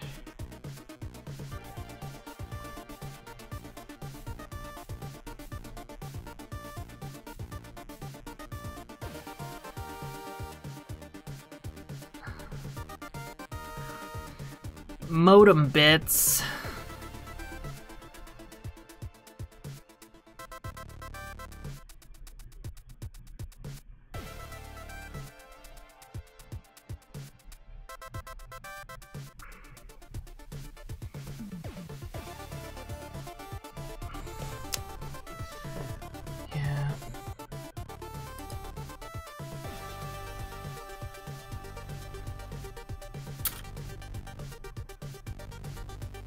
Ooh, maybe it's an output mode.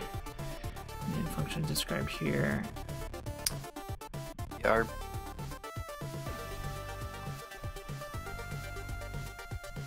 Hey, Steve. Just working on a bunch of stuff, and then let's see. I'm trying to solve this problem.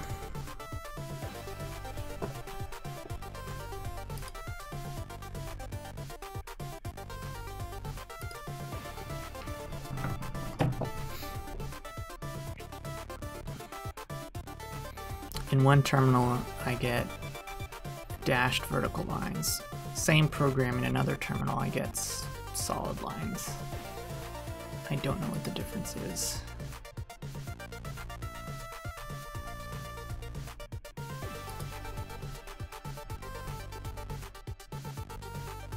This one is using the terminal device, and this one's using a pseudo terminal pair, and so that's why I'm thinking it's some kind of setting on the file descriptor. This fucking low-level Linux terminal shit.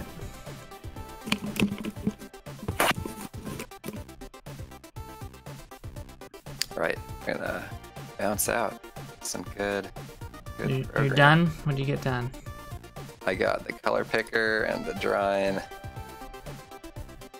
because I just use the browser color picker, like a range slider. And smaller and color.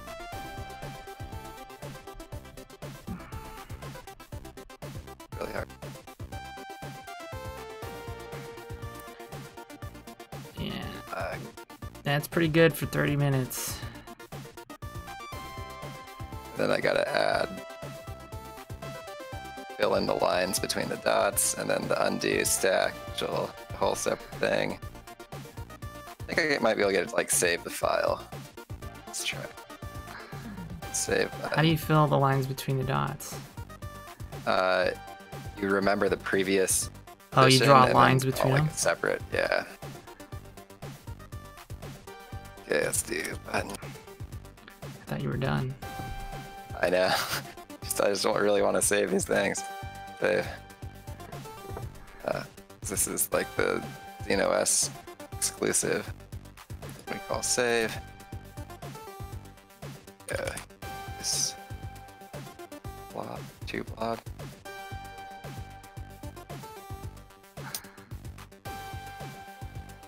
And this.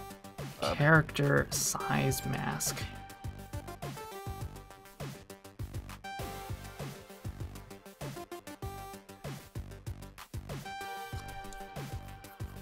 The fuck is that?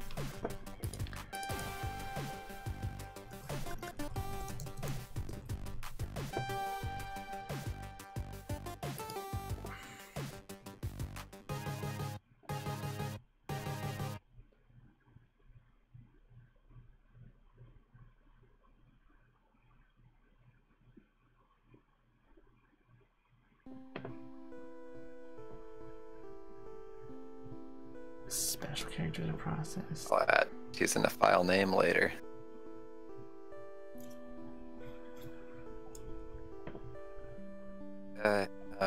Save it. Boom.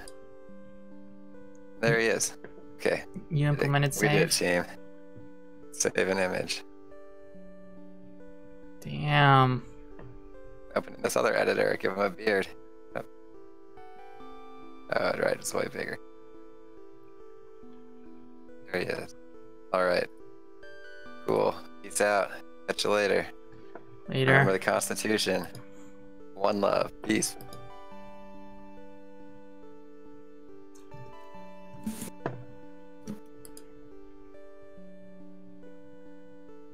Steve, if you were on Discord, you could join in the voice chat.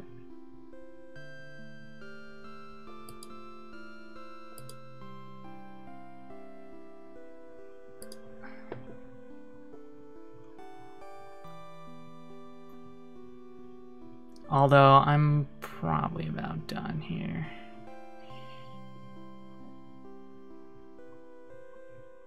Then again, what I do at 7 is eat dinner, and I don't have any food. So I'd have to order food, so I'd have to wait.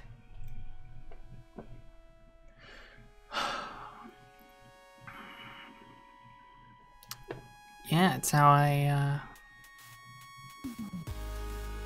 pair with people, co-work with people.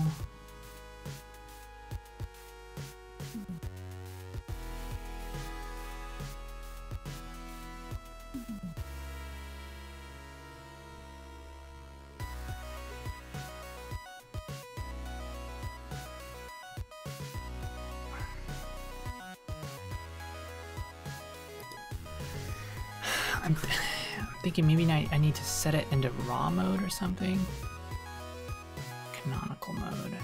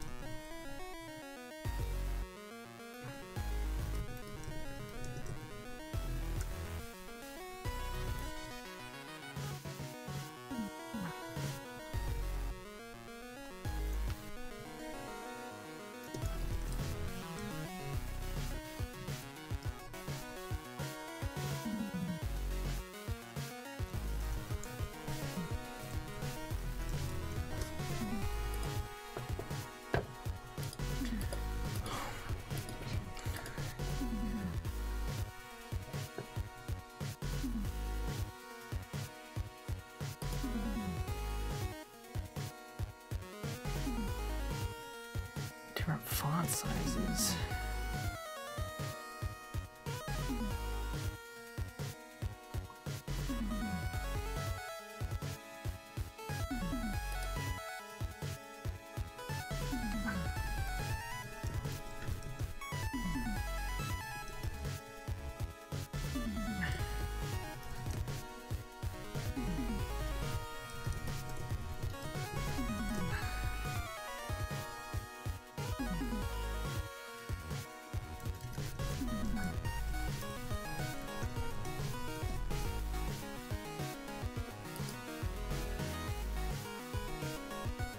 I feel like Kragan should know.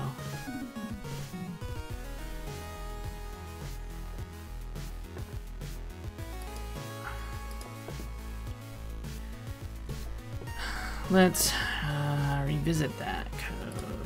Interactive TV.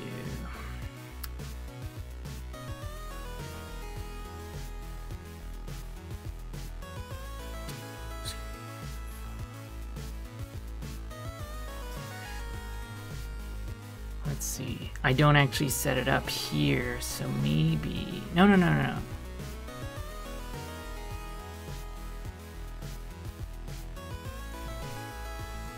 No, I'm wrong.